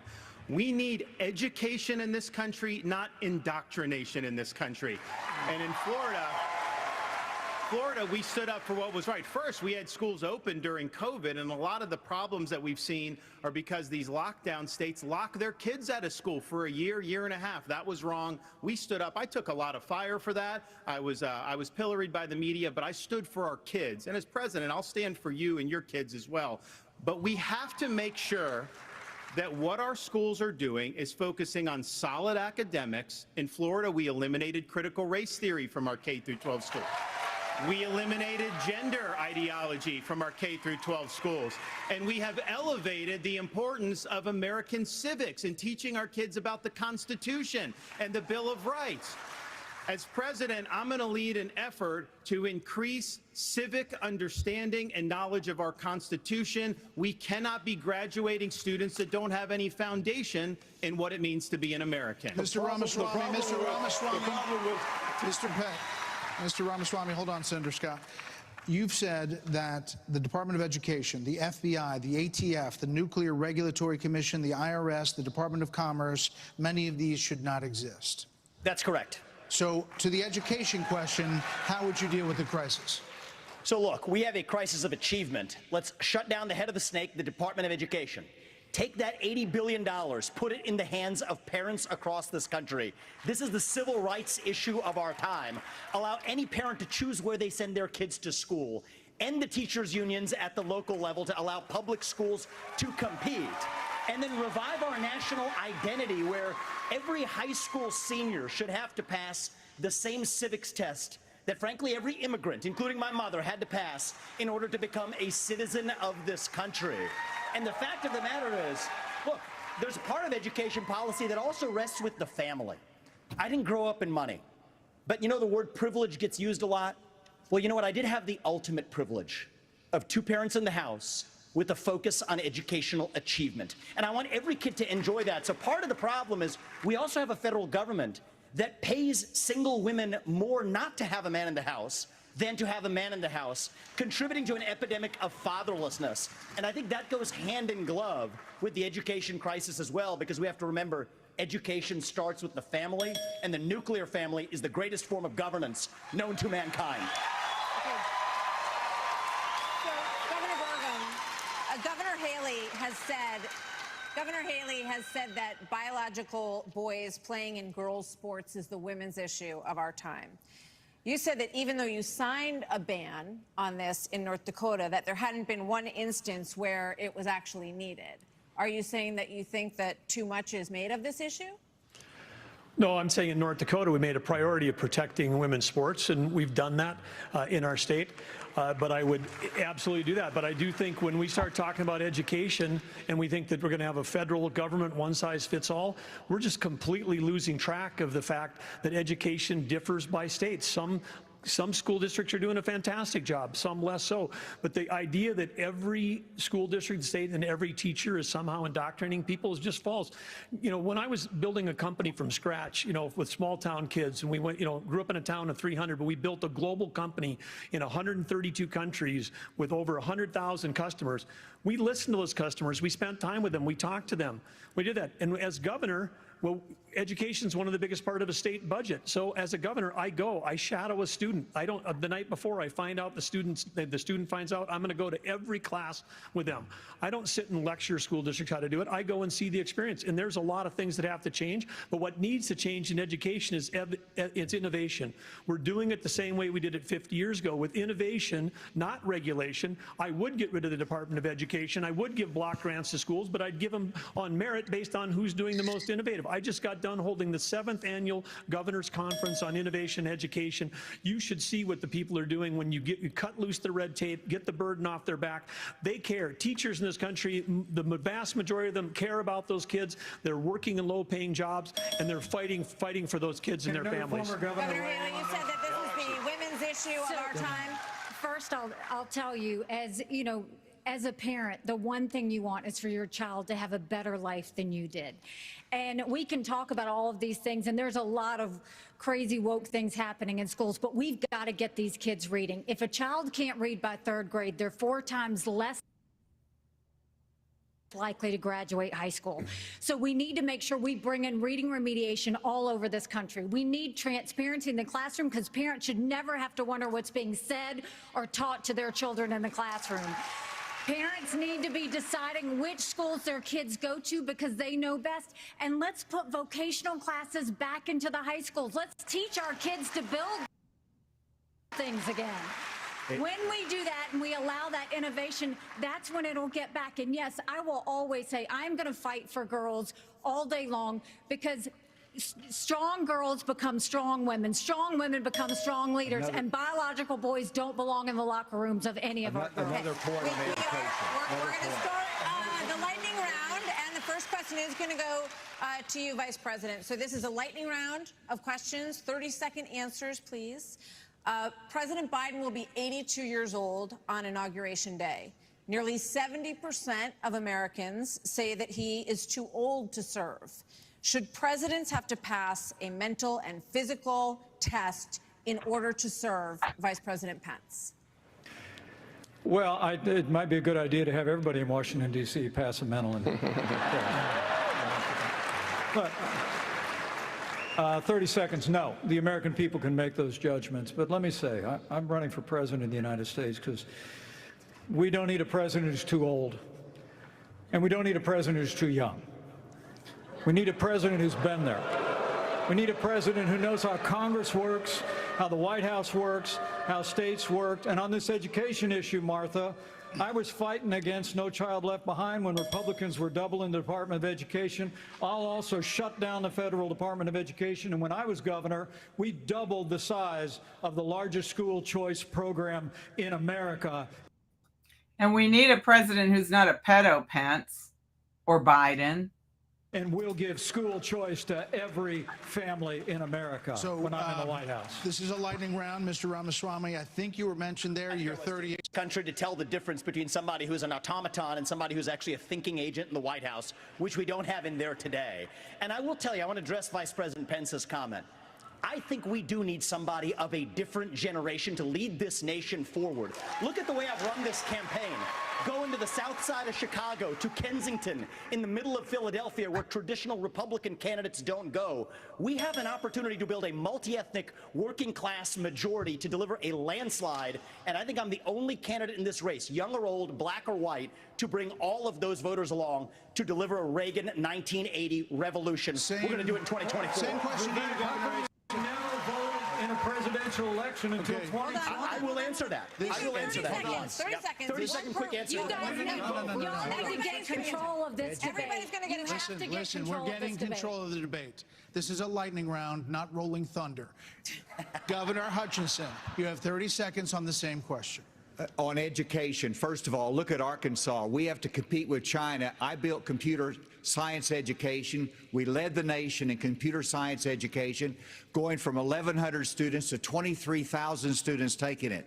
This is how you compete with China. As President of the United States, I will make sure we go from 51% of our schools offering computer science to every school in rural areas and urban areas offering computer science for the benefit of our kids, and we can compete with China in terms of technology. Thank you, sir. This is going to go to this is coming to you. We're trying to do a quick round of different topics here. So, Senator Scott, faith is on decline in this country. You talked about it a little bit before tonight.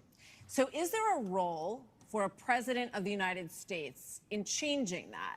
What would you do to change that? Well, our nation was founded upon the Judeo-Christian values that has made this the greatest nation on God's green earth. I'm a big believer in Ephesians 3:20 that God is able to do exceedingly abundantly above all that we ask or imagine. Our responsibility should be to model the behavior we want others to follow. On education, the only way we change education in this nation is to break the backs of the teachers' unions. They are standing in the doorhouse of our kids, locking them into failing schools and locking them out of the greatest future they could have. I like him. President Governor DeSantis, would you support some mandatory military service for all Americans? I think it should be voluntary. I'm somebody that volunteered to serve, inspired by September 11th, and I deployed to Iraq alongside U.S. Navy SEALs in places like Fallujah, Ramadi. And it's something that I think has taught me, you know, when you go in that type of environment, anything you have, your personal agenda, you check it at the door. You go there, and it's about focusing on the mission above all else. And guys come together, and they get it done. And that's how I would view being the President of the United States. It's not about me. It's not about all these other side issues. My sole focus will be on your future and reversing this country's decline. Okay, now for something a little out of this world, and this is for you, Governor Christie. Do you believe that the recent spike in UFO encounters... What? I get the UFO question? Yeah, you do. Come on, man. No, but, okay, we've been hearing a lot of testimony in Congress, and people are taking this a lot more seriously, and we're hearing that, you know, there are things going on that people aren't aware of. So, if you were president, Governor Christie, would you level with the American people about what the government knows about these possible encounters? Martha, and especially coming from a woman from New Jersey, I think it's horrible that just because I'm from New Jersey, you asked me about unidentified flying objects and Martians. We're different, but we're not that different. Look, of course, the job of the President of the United States is to level with the American people about everything. The job of the President of the United States is to stand for truth. The job of the President of the United States is to be a role model for our children and our grandchildren. And so whether it was UFOs or this problem of education, and Tim's right, by the way, and I started this in 2010 by going right after the teachers' unions in New Jersey and drove them down to an all-time low popularity rating because they were putting themselves before our kids. That is the biggest threat to our country, not UFOs. Okay. Well, coming up, we've got closing arguments, plus right after the debate, Hannity is live from the spin room right here in the Fiserv Forum with reaction from all the candidates. As soon as they step off the stage, we'll be back.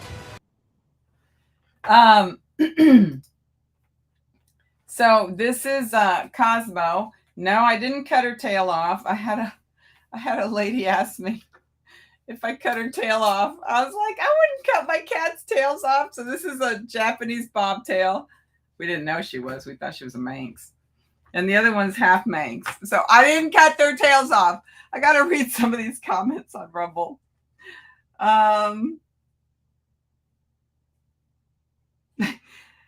Waybus says, I would take the United Nations off my resume if I was Nikita. Yeah, no kidding. DeSantis is a lawyer, mostly Democrat lawyer. Democrat president. Trump is indicted by a weaponized corrupt Joe. Yeah, of course. Del Swampy. Swampy, that's the word I was looking for. Education was funded by Brothers of Georgia. Was it really? DeSantis is a World Economic Forum young leader. He's also Skull and Bones, which means they went in a coffin. Just listening to these creeps, and I need a penicillin bath. Each one of them keeps lizard glitching out. Are you serious? Guys, on Facebook, do you think they're lizard glitching? Hey, that's a robot dude. Thank you. My kitty is cute. She's not petable. She's being petable right now. His mask fits tighter than the last guy's mask. Oh, you're saying these are all masked. Yeah, Viveka did Viveka did write a. Okay, hang on. Okay, Desi, you sent it to me, right? Wait, hang on. Okay, is this it? Okay, wait, which one is it? Where's the one? I'm looking for Viveka Swarm Crackle. Wait, is this the one you sent me, Vivek? I'm not finding it.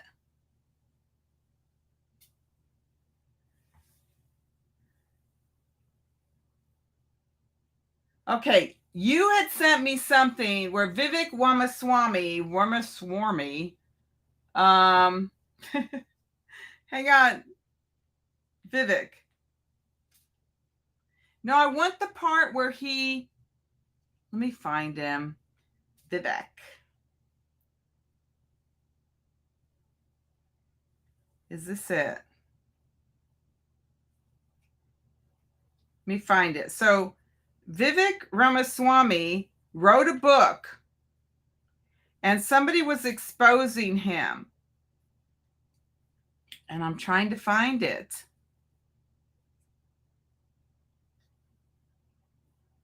Okay, well, it was on Facebook. So let's see if we can find Vivek. Okay, hang on a second.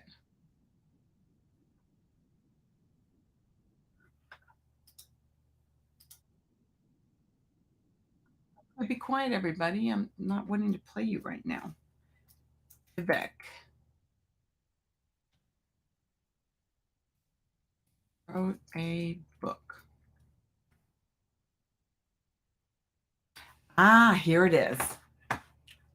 Here we go. Found it. Oh, this is too perfect.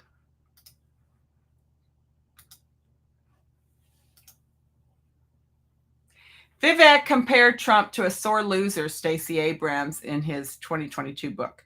Pharma CEO turned politician Vivek Ramaswamy, he was pharma, is running around conservative media saying exactly what Republican voters want to hear. Why won't he tell them what he really thinks about Mike Pence and Donald Trump's actions on January 6th? He wrote a Politico piece in September 2022 titled The Grand Old Party of Crybabies, which included text from his new book, Nation of Victims.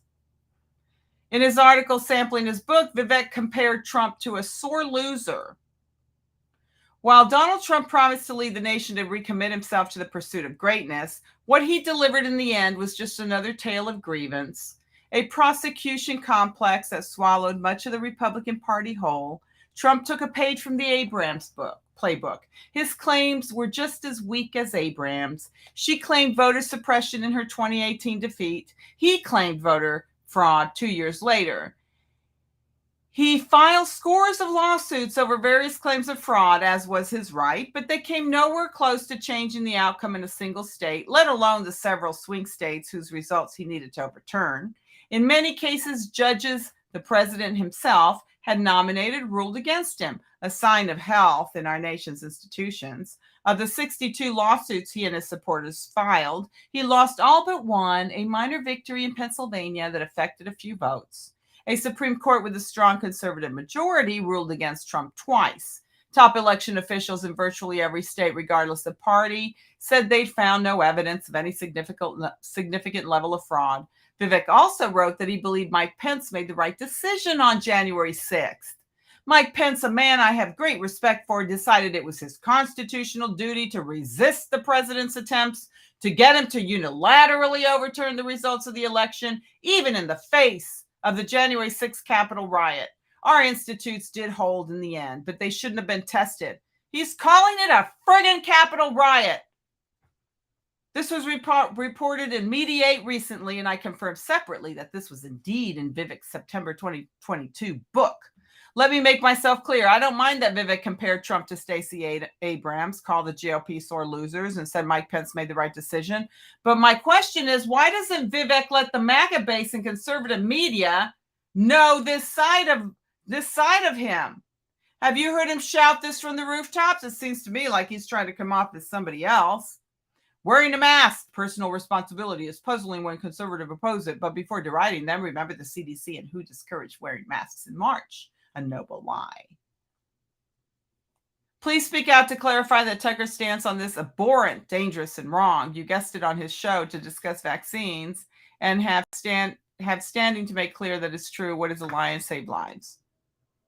Okay, I don't get that one. I don't see a video clip here to state the obvious. We should aim to safely vaccinate everyone who is eligible. Look at what he says. Hang on. I got to share this.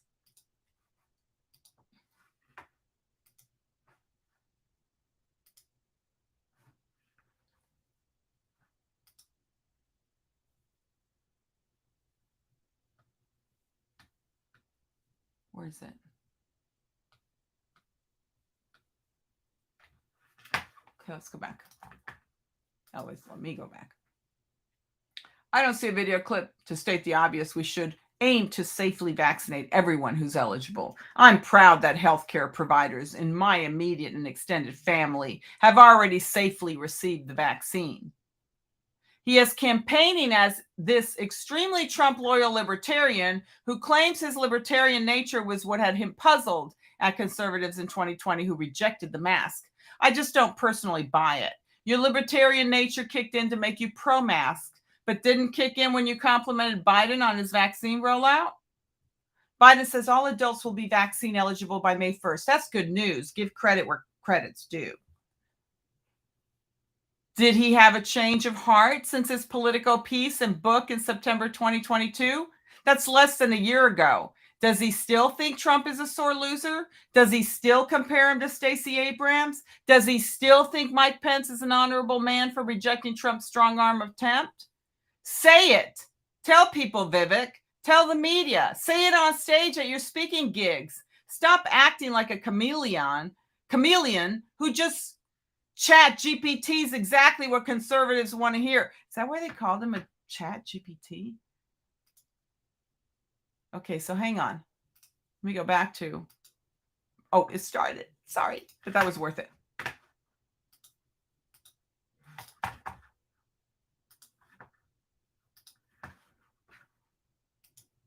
Democratic incumbent president who was defeated was Jimmy Carter.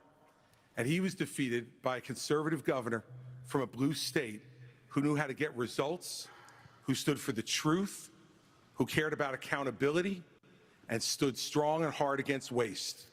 Those are the very things that I did in my 8 years as governor of New Jersey, and it's exactly what I'll do as president of the United States. Believe me, the Democrats want some other nominee who's never beaten the Democratic incumbent. I'm the one who can win this race, and if you give me the chance, I will restore our country by winning it. Thank you. Governor Haley.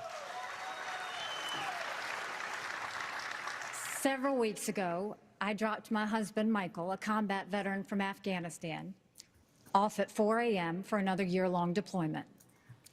I watched him and 230 soldiers pick up their 2 duffel bags of belongings to go to a country they had never been, all in the name of protecting America. If they are willing to protect us from there, we should be willing to fight for America here. I will beat Joe Biden, and he knows that. I will strengthen our economy, and we'll bring this inflation down. We will put transparency in the classroom. We will secure our borders. We will have the backs of our law enforcement, and we will make sure we have a strong national security. And once again, we will make sure we have an America that is strong and proud. We have a country to save. Join us. Go to NikkiHaley.com, and let's get it done. Vice President Pence. Thank you, Brad and Martha, for this evening. It's an honor to be here. Joe Biden has weakened America at home and abroad. The disastrous withdrawal from Afghanistan, their war on energy, runaway spending that launched the worst inflation in 40 years, a crisis at our southern border, an assault on our values and liberties, and the American people have had enough. But I know we can bring it back. But different times call for different leadership. The Republican Party owes the American people a choice. Proven leadership. at the national level that knows how to move a conservative agenda forward. We proved in the Trump-Pence years you can turn this country around faster than you can imagine. And I have faith we will again. Because I have faith in the American people, the good, decent, hardworking, faith-filled, idealistic people of this country. And I have faith that God is not done with America yet. And if we will renew our faith in one another and renew our faith in Him who has ever guided this nation since we arrived on these wilderness shores, I know the best days for the greatest nation on earth are yet to come. Thank you. Mr. Ramaswamy. I was born in 1985, and I grew up into a generation where we were taught to celebrate our diversity and our differences so much that we forgot all of the ways we are really just the same as Americans, bound by a common set of ideals that set this nation into motion in 1776. And this is our moment to revive those common ideals. God is real. There are two genders. Fossil fuels are a requirement for human prosperity. Reverse racism is racism. An open border is not a border. Parents determine the education of their children. The nuclear family is the greatest form of governance known to man. Capitalism lifts us up from poverty. There are 3 branches of government, not 4. And the U.S. Constitution, it is the strongest guarantor of freedom in human history. That is what won us the American Revolution. That is what will win us the revolution of 2024. Thanks for letting me introduce myself tonight. Thank you. Governor DeSantis.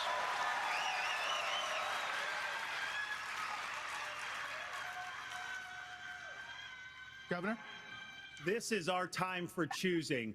We will send Joe Biden back to his basement, and we will reverse the decline of this country. I'm a blue-collar kid. I work minimum wage jobs to be able to make ends meet. I understand the importance of the American dream, and I know how that slipped away from so many millions of Americans. We'll restore it.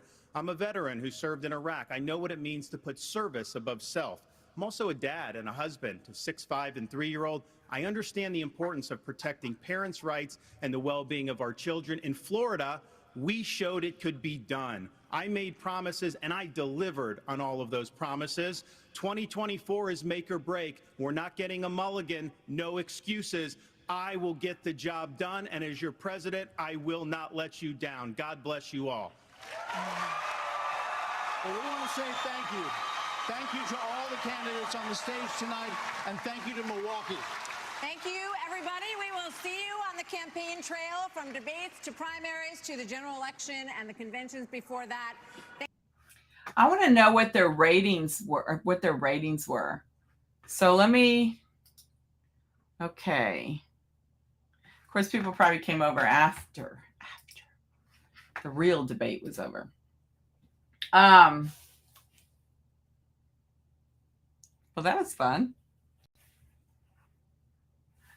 Okay. Lost Swampy. Teeth were very sharp. Wait, you didn't really mean the real teeth, did you? D. Langley on Rumble? Like real teeth? Christy needs a scooter to win the race. Christy can't even walk. He's like a beached whale. Okay, guys, I'm going to be really out of character right now. I'm not going to watch my filter either. Just because it's just too ridiculous. I'm going to make fun of all these idiots. Okay. Okay. Yeah. So, well, we exposed him, right? So what an idiot. We got to pass that around, guys. I'm going to put that piece about Vivek Ramaswamy in the comments so y'all can share it, okay? Because he's just a little snake. They're calling him Chat GPT because he's saying all the right stuff. Oh, that's hilarious. Yes, telling it used to be Big Pharma. What the hell? Okay, well, I think we had a lot of fun. How long did that live go for? Oh, wait, hang on. I can just see it on here. 2 hours. All right, guys. Good night. I'll see y'all tomorrow. I'm going to be interviewing Martin again tomorrow. So bring your questions, and it'll be 7:30 Central Time. And then I'm going to have Sean Morgan on Friday night. You know what? I literally have been chopping away at these bangs. When you have curly hair, you can get away with that. The problem is, like, after you cut it and you wash your hair again, and it'll like go. So next time, be on top of my head, if I chop too much more off of it. So hopefully I'll be on the top of my head curled up into a curly Q. Okay.